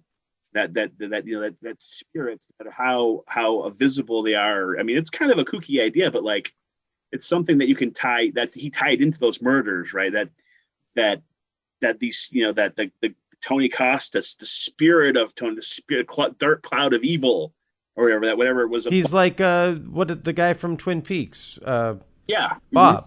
He's basically Bob. Bob. Exactly. Right. So that was that something like a Tony Costa that happens, and or like I think John Bailey, director of photography, once told me, he's like, we talked about that. It was like that, or like how a dark cloud of evil kind of floats over Germany during World War II, where it floats over Uvalde recently, or like something like that, right? If you believe in those kind of things, but Mailer really believed in those things, like that, so he had specific ideas on like certain areas where he wouldn't go in Provincetown, or he wouldn't shoot in Provincetown because they just gave him the heebie-jeebies.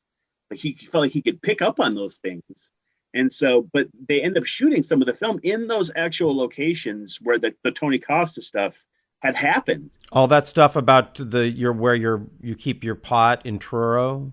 Yeah, that the Truro woods where they shot in the film was where the bodies were found in the real Tony Costa case. So the people that worked on the film were scared shitless. They said they could feel they could feel a vibe in the air when they were out in the woods that some of them were terrified of. As much like know anything about the shooting of Richard Brooks's In Cold Blood. They shot that film in the actual house in where the Clutters were murdered. So they, actor Scott Wilson and Robert Blake were standing in the exact positions where the killers stood when they shot the family. The actor playing the kid of the Clutters was laying in the same position on the floor in the actual house where the actual body was found. And if you actually read, there was a famous Life magazine article that came out during the production of that. The cover is Wilson, Blake, and Capote.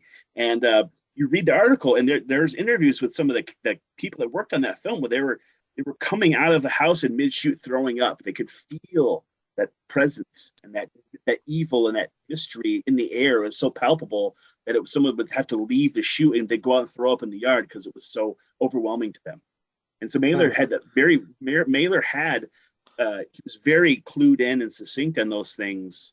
I mean, that's a much longer discussion because we could talk about that for hours, but so I mean, it's so that's why that stuff it runs so rampant through this film. But a lot of people don't pick up on it, or they choose to ignore it, but it is there. And it plays such an important role in what drives the narrative. Do you think because this is where Mailer lived and he was so fascinated by this town, that this is why this is the book that he decided to make as a director? Like, because he's made a lot of books and he could have, adapted any of them at any point if he wanted to, probably.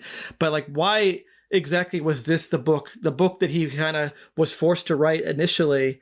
Why is that the thing that stuck with him to then be like, I now must make a movie version of that book? Right. Yeah, I think, he had wanted to make a film again after Maidstone, but effectively Maidstone sunk him literally in more ways than one. Like, it was like, he said famously that, if I knew how Maidstone was going to turn out, I would have just bought a yacht and sunk it, because that was basically what happened, right? I spent all this money and then nothing happened. So yeah, because he saw a lot of his fiction as being film-like, right? He knew right away from when he finished this book that he thought it would make a great movie, basically. So like, it kind of had, for him, it had parallels back to this book. He wrote this book in the early 60s called American Dream, which in a lot of ways is analogous to this because it's about this guy that murders his wife and gets away with it. That's the American Dream, right? So he saw that as a film too back when he'd written it, right? So I think in a lot of ways making this was kind of his way of coming full circle, right? That he gets to finally make a movie, and he's going to make it out of this book, which is it's just so fresh in his mind at the time, right? He's written it, and just before writing it, he spent this, I think, summer rereading all of Raymond Chandler, and so he's got film noir in the mind, basically. So why not make this, right? It's like it's a perfect material. I guess reading about his relationship with Provincetown, it's a mixed bag. He was in some ways beloved, in some ways not so beloved, I guess, from people who he headbutted in bars. Oh, yeah. But it's also a good way to throw a lot of, basically throw a lot of work and money at this town to, make people who you headbutted forget that and be like, yeah, we made a lot of money that season feeding the crews. He ran into that wherever he went, right? Because he had that. Not only did he, I don't say he didn't have that persona, but like because of all the things he had written over his lifetime, right? And being how influential he was, that, he did run into that situation a lot where someone would accost him in a bar and try to start a fight with him because that's what they thought he was, right? But he really wasn't like that. Like, I mean, yeah, he'd fight you if he was drunk or whatever, but like, he never was looking for a fight. He wasn't like that really. But he did run into that a lot because people thought that's who he was, right? It was the persona, exploring the persona in public, if you will. Yeah. It was like a character to him in a lot of ways, right? Like how he did the Irish brogue and stuff like that. Like Maidstone is a perfect, it is a film about so many things, but underneath it all, it is also a kind of a cubist portrait of Norman Mailer himself. Like it's all these different characters and variations of Norman Mailer, whether that's the pugilist, the writer, the politician, the actor. All these characters are represented on screen in Maidstone.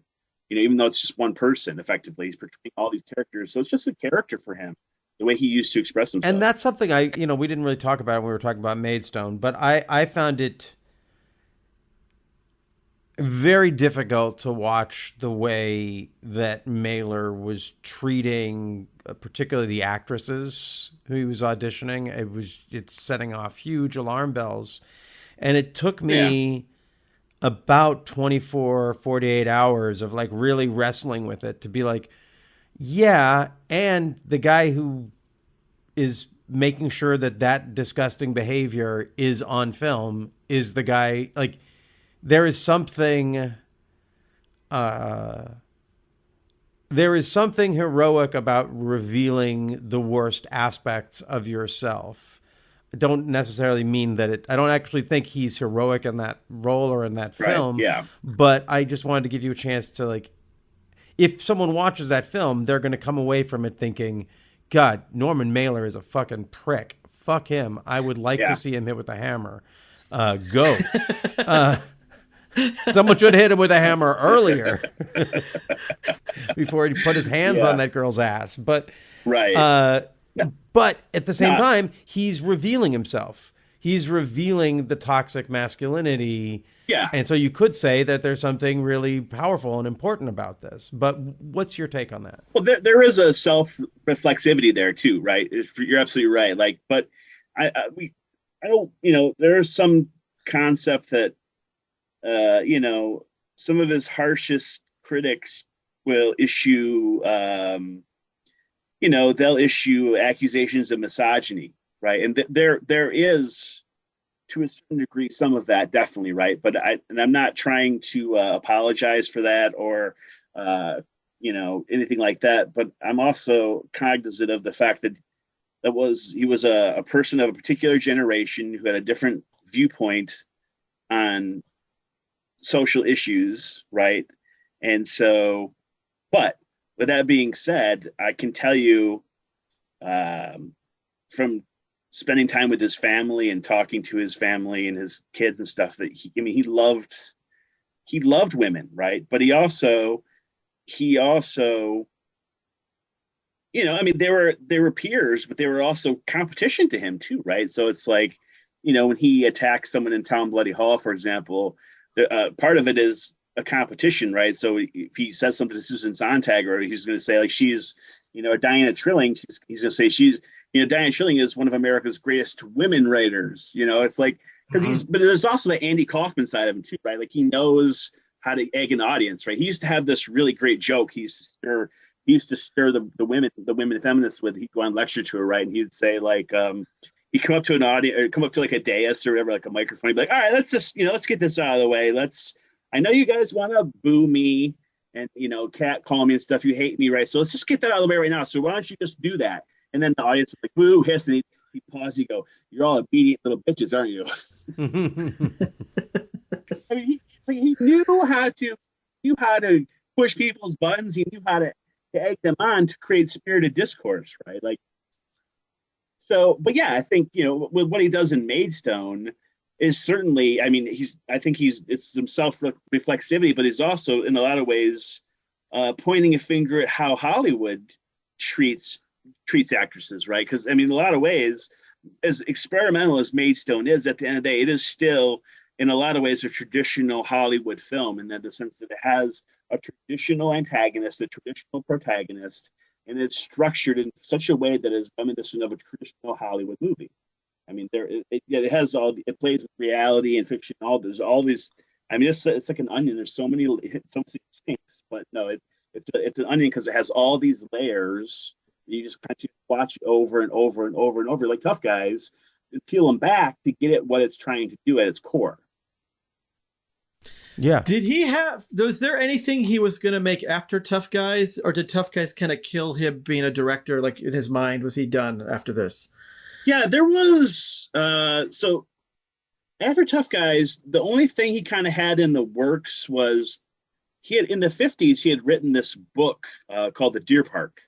And it was really his take on Hollywood. And it was, Deer Park is a story of these, the film director, these actresses, and it's kind of like it's hard to explain, but it's a good book. At the time, it was not well received, but he was always kind of obsessed with the story, and he would often revisit over the years and rewrite it and stuff. And it was a play in the 60s with Rip Torn in the lead. But anyways, at the end of his life, at the start of the 90s, he was really hell bent on shooting the Deer Park as a film. And even at a point, Joan Didion got involved to write a screenplay. I don't think it ever panned itself out to my knowledge, but he eventually decided, well, what I want to do is I want to shoot it kind of like, have you seen, I'm sure you've seen this movie. It's the Louis Malle Vanya on 42nd Street. Oh, yeah. Mm-hmm. Kind of like, okay, it's like a play on a stage that's filmed. Yeah. I think Mamet was involved in writing that. Probably. Yeah. But he wanted to do the Deer Park that way. He wanted to stage the play and film it while it was on the stage, and that would be the movie, right? But it never could. They tried for years and years to get the money, and they could never get it off the ground. But he always kept his feet in film, right? Even though he was not directing. Like, over the years, he had a collaborator named Larry Schiller, who did the Executioner song with him, the film, and sort of a legendary photographer, ambulance chaser in some ways. So that, but he was always helping Schiller write screenplays, and he, in the 80s, he got involved with Sergio Leone, and he wrote the early drafts of Once Upon a Time in America. And there was all kinds of film stuff. Mailer did? No, Mailer did. Yeah. Wow, he wrote the first draft for Once Upon a Time in America. But it never got used, and him and Leone were just going in different directions. He walked away from it, and then they ended up suing Leone to get paid for it. But yeah, he wrote the first draft of it. And then there's a lot of stuff, film treatments, ideas. He was always, he always loved movies. He always loved films. He loved watching. He loved Twin Peaks. He loved David Lynch. But for him, it was art, but it was also a way of observing culture. Because kind of the 80s and 90s roll around, he had really taken, with his age getting up there, he'd really kind of taken a back seat, right, to being sort of a commentator, right? So, but he still stayed in touch with it and still tried to, But at that point, it was, there was so much other crazy shit happening, right? It was like, writing about the Gulf War and all this stuff, right? But it was always an interesting film up to his dying breath. We haven't really talked about Isabella Rossellini in this film, and she is definitely the linchpin, if you will. Her and Angelo Badalamenti, I feel like, make it so that there is a very strong Lynchian feel to this. But what do you think? Anything we want to say about her performance? Well, I think she's in, like, so many. I could say that every character is important in the film, but she is important because of the character, because she is Mailer's kind of alter ego to a certain extent in the film. Because, the lines she's giving, I talk about this in the commentary a little bit. She is foreign, she's not American born in the story. And so she is able to give us as an audience an outsider's perspective on the narrative as we're watching it unfold. And so she's Mailer's voice in the sense like that she's often creating a commentary on the kind of absurdity of the scenario, right? Like I think the most important scene, which exemplifies that is, the car crash scene in the movie, right? Where she's like, this country is crazy. I'm crazy. We're all crazy. It's like, this is Mailer's direct comment on American sickness. Like there's something to be said about like, why we're all in pursuit of hedonism. We're all in a lot of ways is a godlike view, right? But we're all kind of in pursuit of something, right? And so it's his way of reflecting also his views of the American dream as well, right? Because he always said America was like a marriage, right? It's like, he said it was like a woman. He said, it's like half the time you love it and the other half the time you want to throw it out the window. So he's like, that was the way he approached marriage and women. And that's what he thought of America. He's like, you love it half time you want to just say, let's leave it, right? Ryan, you're married. Do you I've never thrown a lady out the window. Point of view, but I have wanted to throw America out the window, maybe more than half the time. You're supposed to pause and say, I haven't thrown a lady out the window yet.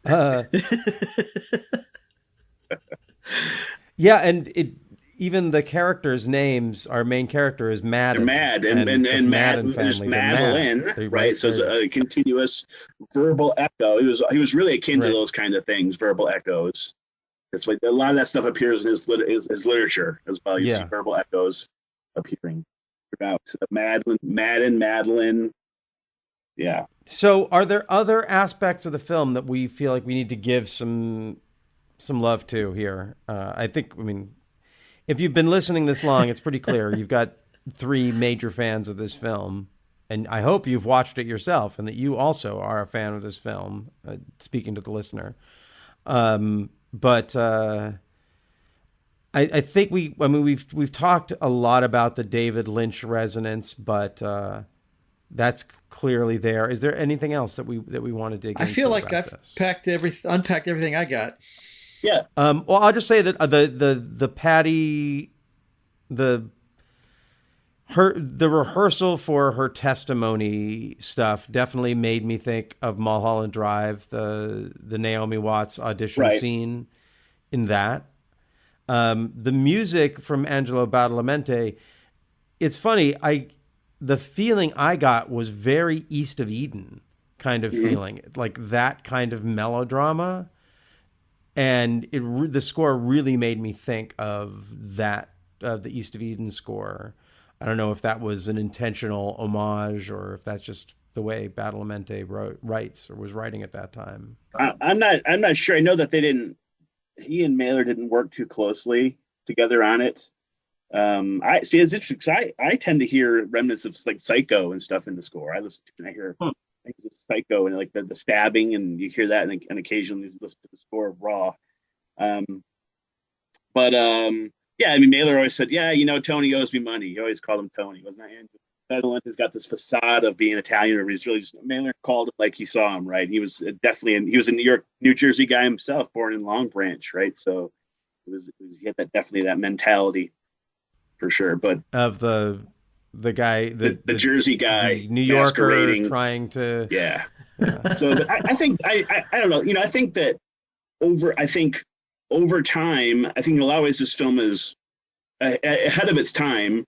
I feel like it's still ahead of its time. But I feel like, it's only gonna, as years pass, I feel like more people will discover it and, begin to appreciate it. Just with the recent Blu Ray, I've seen, people reviewing it on YouTube or whatever for the first time that have fallen in love with it.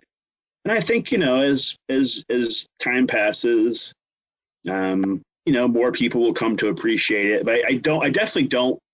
The other thing that's important to me, I think, is I don't want it to be solely equated as being some sort of David Lynch ripoff, because I feel like in a lot of ways it's not a David Lynch ripoff. It's not even an homage of Lynch. I feel like they're just two artists. I don't feel like that at all. That share a similar point of view in a lot of things, which is why they were friends. And I don't want to say that Tough Guys is any way whatsoever was influenced by David Lynch. I think it's the other way around. I have a feeling that David Lynch watched this and was inspired to kind of add more things in his later stuff. Like, because, like you said, I don't think, if clearly Mailer didn't see Blue Velvet when he was making this, until after, because it wasn't really available to watch. There's just like a weird dance, I think, between him and Lynch around this time with how they're viewing America and kind of these weird little towns and these communities and like how they deal with their secrets. But I think it works the other way. I think Lynch was inspired by Tough Guys Don't Dance to add things later. So when we talk about all this Lynch in this episode, we're not, I don't think at all implying that Norman Mailer was inspired by David Lynch. I think it's a weird just thing in the universe, and also I think it's the other way. Yeah. I would go even further in that they're both, if they're both artists who are working in film, who have a mystical sort of concept of life of films being like dreams, then if they're both sort of tapping into that level of the unconscious, and whether it's intentional or not, working with some of the same collaborators, then they're basically, they don't need to be inspired to be basically making the same movie, attempting to make the same, like they're both dreaming on film and doing it as artists first, filmmaker, working in a medium that is cinema, as opposed to a filmmaker, like thinking of themselves as, I'm a filmmaker and that is my art. That these are intuitive artists making intuitive choices and sort of blindly landing on the same square. In a way, because like with the heads buried in the ground and the ear, and like there's just so much connective tissue that it just feels like there are these two artists dreaming in different places, and you could do like an ESP research on them, and they'd be like, "Oh yeah, they're dreaming the same images." I think a lot of it too is there's like I said, there's an interesting divide between audiences and filmmakers, right? They're very rarely on the same plane of existence, in my opinion. And so, I think the filmmaker approaches something like an ear in the ground as not just being an ear in the ground, but it has several meanings, And I feel like for Mailer, it's the same way. Like, in a lot of ways, it's like a literary device. It's a literary device that's transposed into film. Right? We present an image or an object, and it has a multitude of meanings. I feel like you can read into whatever you want, but like oftentimes an ear in the grass, for a lot of people, ear in the grass is just ear in the grass, but for other people watching it, it can have a multitude of different meanings. I feel like they're both kind of thinking about, the images metaphor for sure as artists. And I only have a very limited time left, so but I wanted to ask you about one other thing. Do you mind, Brian, if I use up our last few minutes here? Yeah, I have a question too, though. Okay, so I'll be quick. So just you were one of the founders of a podcast that inspired this podcast, and that I'm a huge fan of, in the Projection Booth. And so I just want to first just say thank you for helping to bring that to the world. And is there anything, can you tell us anything about the auspicious beginnings of that? I think probably it is the best film podcast out there, and just in terms of how much work goes into every episode. So I'm a big fan. Taught him everything he knows. Of course you did. No, it's just, I don't know. I met Mike many years ago when I lived in Michigan, and we were on a road trip one day to go film festival. We were talking about it and decided to give it a try. And I don't know. I'm just, I was only on the show for, I don't know, the first 30, 40 episodes or whatever, but I'm a much different person and thinker than I was back then. A lot of ways I was doing that show just to have fun, like a lot of the goofy things I was trying to do were just out of fun and entertainment purposes, where, now I'm approach things a little bit differently. But I mean, I do realize the impact that the show has a following, I should say, and I know that people listen to it, and it's only grown in the aftermath of me leaving. And I can only tell you that is 100% Mike White and his dedication, devotion to that podcast, and his obsession with it, really. And he's really the one that's responsible for it. I had very little to do with it. Can we, if you were going to send listeners to one episode from those first 30 or 40 that you're particularly proud of, what would you recommend people check They're all out? awful. I wouldn't send anyone. All terrible. Okay, so check them all out. I mean, a lot of the ones. I guess it's just an example of what I was trying to do. Is if you listen to the Warriors, the episode about the Warriors.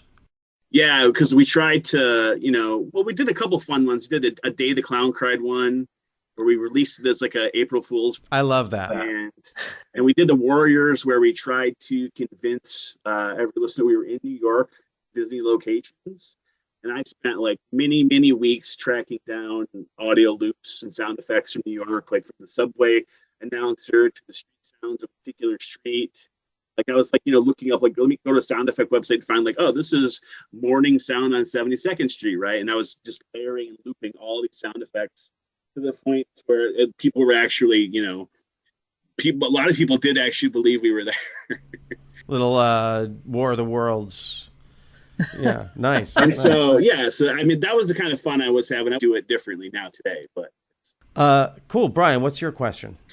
So the last question I have, so you have this commentary on the Blu Ray of Tough Guys Don't Dance, because I remember you telling me about it like a few years ago or a year ago, but then when it came out, it's not listed on the special features at all. So I assumed it wasn't on there until last week. You're like, it is on there. They just didn't advertise it. Why is that? Can you talk about that? It's a good question. I'm not 100% sure. All I know is that like it was released and I saw the cover art and I said, wow, how could they forget that commentary?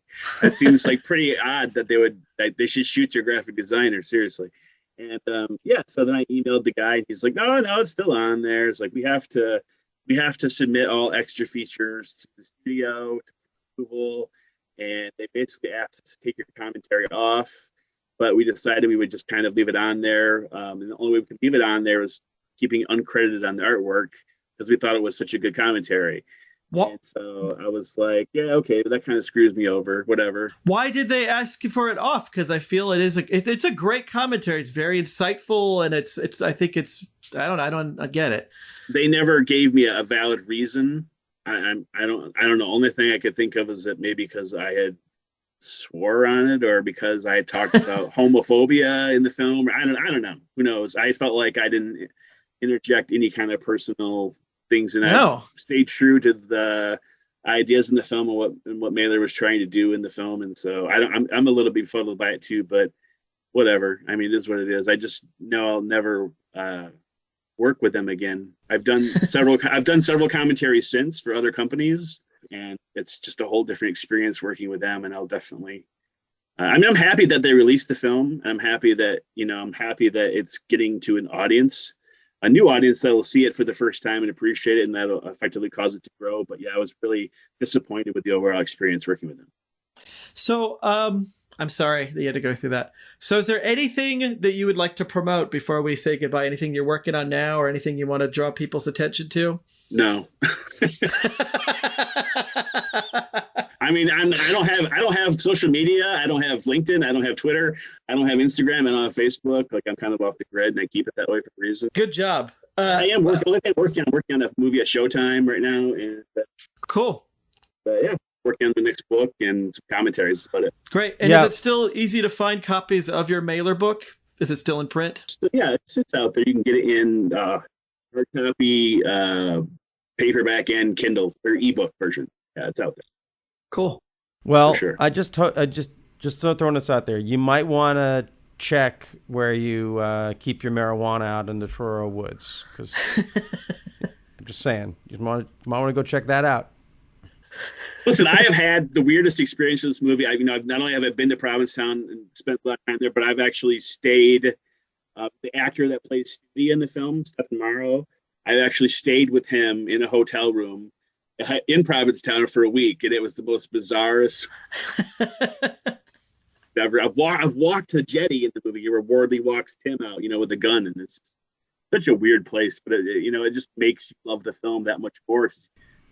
Cool. Thank you for doing this. Thank you. This is going to be our first episode of season 3. So we wanted to start off with a film that is as ground zero for The World Is Wrong as any film could be. So thank you awesome. for making it. Thanks, Thank guys. you. Yeah, this has been great. Hi, I'm Brian. And I'm AJ. And we have a podcast called The Director's Wall. Examining a filmmaker's career, film by film. First up was M. Night Shyamalan, then Francis Ford Coppola. Who's next? Is there anything to this whole auteur theory? Find out on The Director's Wall. Subscribe via Apple Podcasts, Google Podcasts, Stitcher, or your preferred listening platform.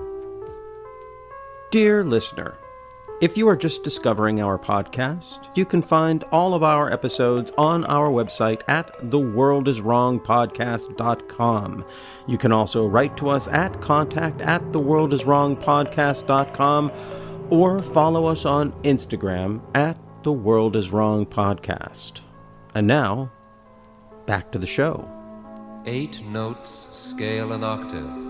Master the scale, and you master the score. Well, that was awesome. Yeah, no, that was a great conversation. You were right, the right person for the job to talk about. Like, he knows more than we will ever know about this movie. And don't you have cool friends? Jeez.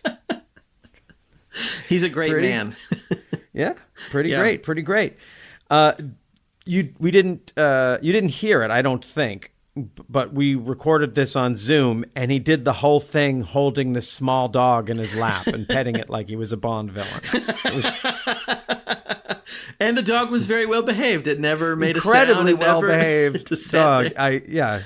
Maybe you should bring that dog to Texas to teach your dog some lack of tricks. There's some tricksy dogs. They were featured on your recent episode of The Director's Wall. Yeah. Where you talked about The Offer. They decided to make it a whole family affair. That's cool. Just like Coppola would. Yeah. So there's a couple things that I didn't get to mention in the discussion that I wanted to bring up. One, I know that the film failed on almost every measure of success other than it being great and are loving it. But it was so weird because when it came out, that wasn't the impression I had. There was a big picture of Norman Mailer on the cover of the LA Weekly, and it was the LA Weekly at that point was a real sort of culture it was pre-internet. Everyone in LA got the LA Weekly, and it told you what shows, what was cool, what was coming out. They did politics, they did interviews, and it really set the tone, the cultural tone for LA for that week.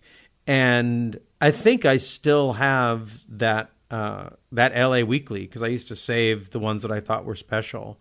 And I'm going to dig around and try and find it. If I can, I'll put the image of it on the podcast page on our website.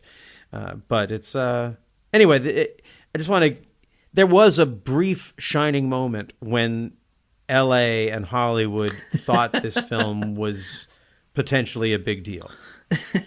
So that was one thing. And then the other thing I just realized, we didn't really talk much about Isabella Rossellini when we were talking. I mean, we sort of said, she's good in this.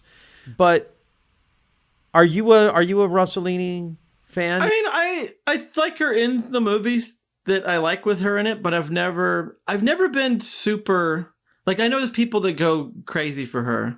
I think she's good, but I don't know. I think her best role for me is in Wild at Heart. because she just playing like there's something more mysterious and odd going on there, when she's more of like this kind of, I don't know, just sort of like, you're the frail lady, or you're the lady that all these guys are being mean to. Like I'm less interested in it. But yeah, no, I mean, she's a great actress. It's just everybody else in this movie is working on such another level, and she's sort of like the one who's grounded, which makes sense. I think you have to have a person in this movie that is like sort of a normal person. And those characters, I feel, tend to be overlooked when everybody else is like working at 11, you know? Yeah. Did you see the film she made with Guy Madden? Which one is that? I think it might be like the saddest song in the world. Yeah, no, that is really good. Yes, I have seen that. Is that one. what it's called? I think it's called like Saddest Music in the World or something like that. Yeah. Yeah, I remember that being really great. And I really like her in Big Night.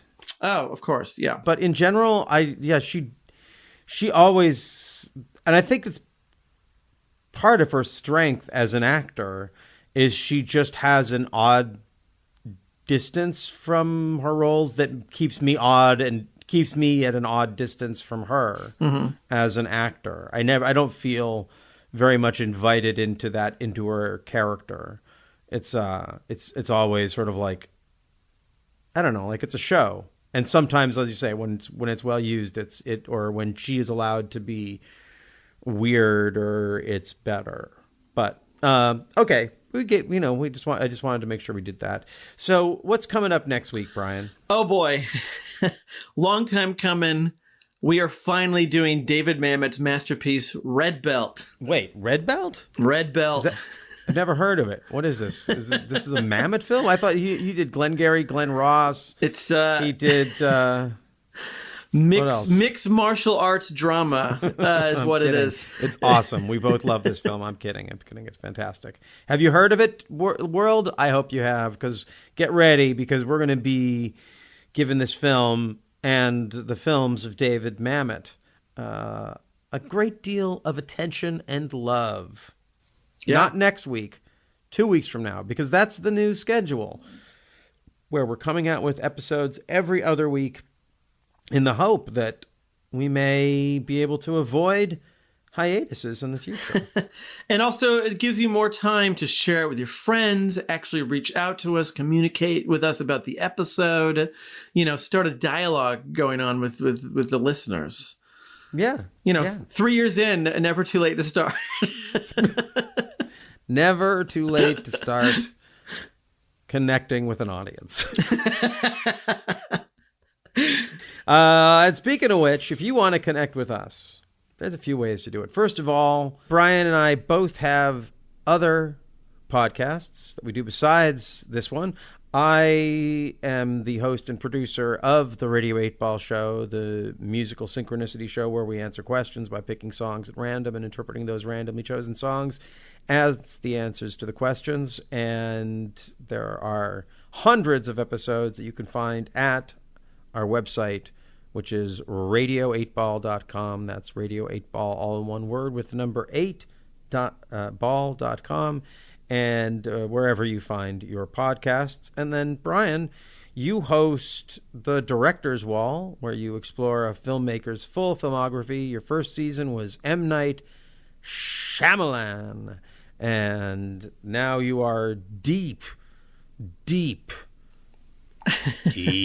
into the filmography of Francis Ford Coppola. Yep. You have me on as a guest. I don't know if that episode is out yet. I think it's if this is September, and I think it is, then yes, it is out, or it will be soon out.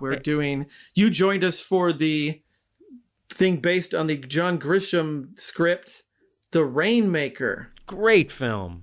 The world is wrong about The Rainmaker. Of course, I know that when we discussed it, you guys loved it. I loved it.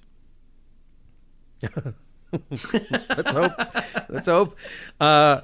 And so it was great to be on the director's wall. I've been waiting patiently. I'm going to come back for Tetro because that's that's the other one that I've been sitting on that I really, really been wanting to talk about forever. But it was an honor to be sort of symbolically in Texas with you and AJ to drink the Coppola wines to really to get into my fascination with the films based upon John Grisham's work, because I think they're all pretty much all great. It's like he's like the anti-Stephen King. Like, it was so hard for Stephen to make a good Stephen King movie for so long. People have figured it out by now, but his stuff was just like, bam, these are all movies. So yeah, that was a blast, and you can check it out at the Director's Wall, which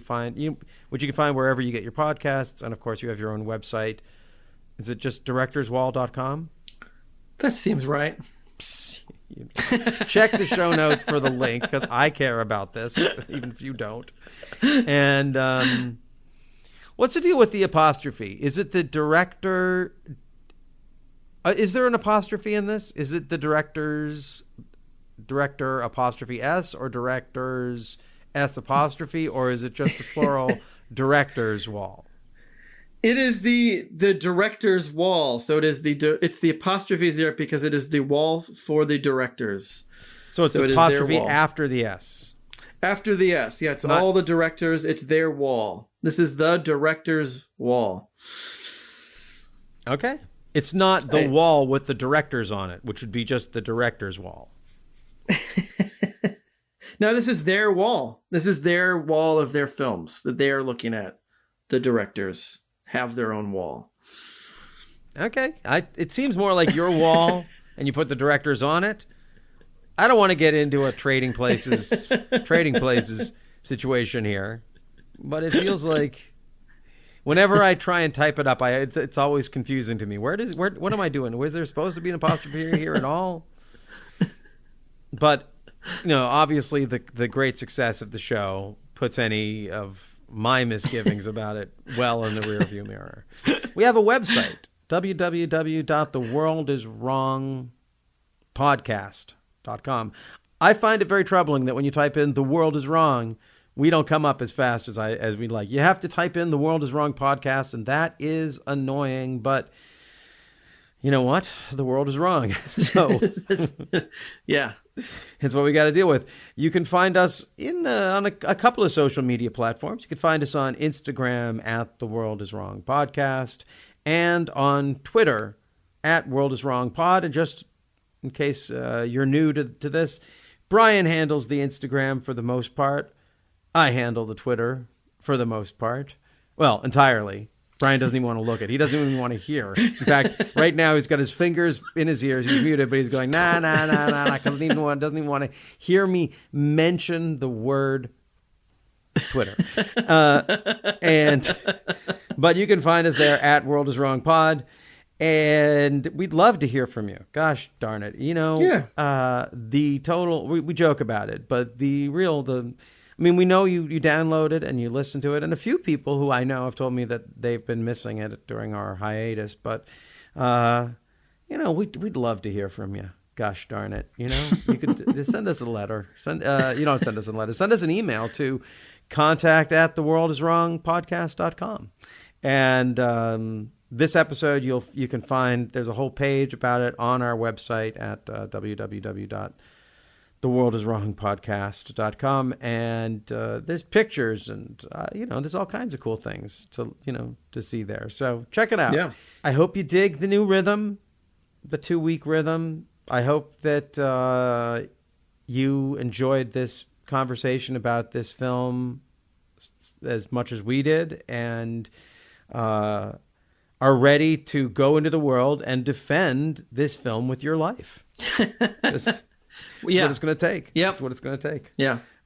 I had a friend who was over in the interim. They saw the DVD on my table, and they were like, "Oh, Tough Guys Don't Dance. Should I check it out?" And I was like, Well, I think so. People don't like it, but I love it. And then he picked it up. He was like, underneath it was a DVD of two Jakes. He was like, now that's terrible. I was like, no. Yeah. We'll get to that in a few months, folks. But it was just funny. I was like, well, I just got to know my tastes. I love the two Jakes and Tough Guys Don't Dance. So yeah. Okay. Well, I guess that's about it. So unless you have anything further to say, Brian? No, I'm good. Then let's just remind the audience once again that wherever they are, the world is wrong, and it is probably wrong about them. Should you drink? 6 months ago, they told me to stop, or I was dead. I stopped. Now the spirits circle around my bed and they tell me to dance. I tell them, tough guys don't dance. They answer me, keep dancing.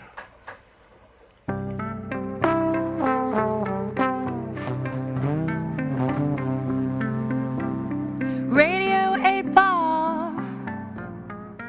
Andras here. When I'm not co-hosting the World is Wrong podcast, I'm hosting and producing the Radio 8 Ball podcast, where we answer questions by picking songs at random, like picking musical tarot cards.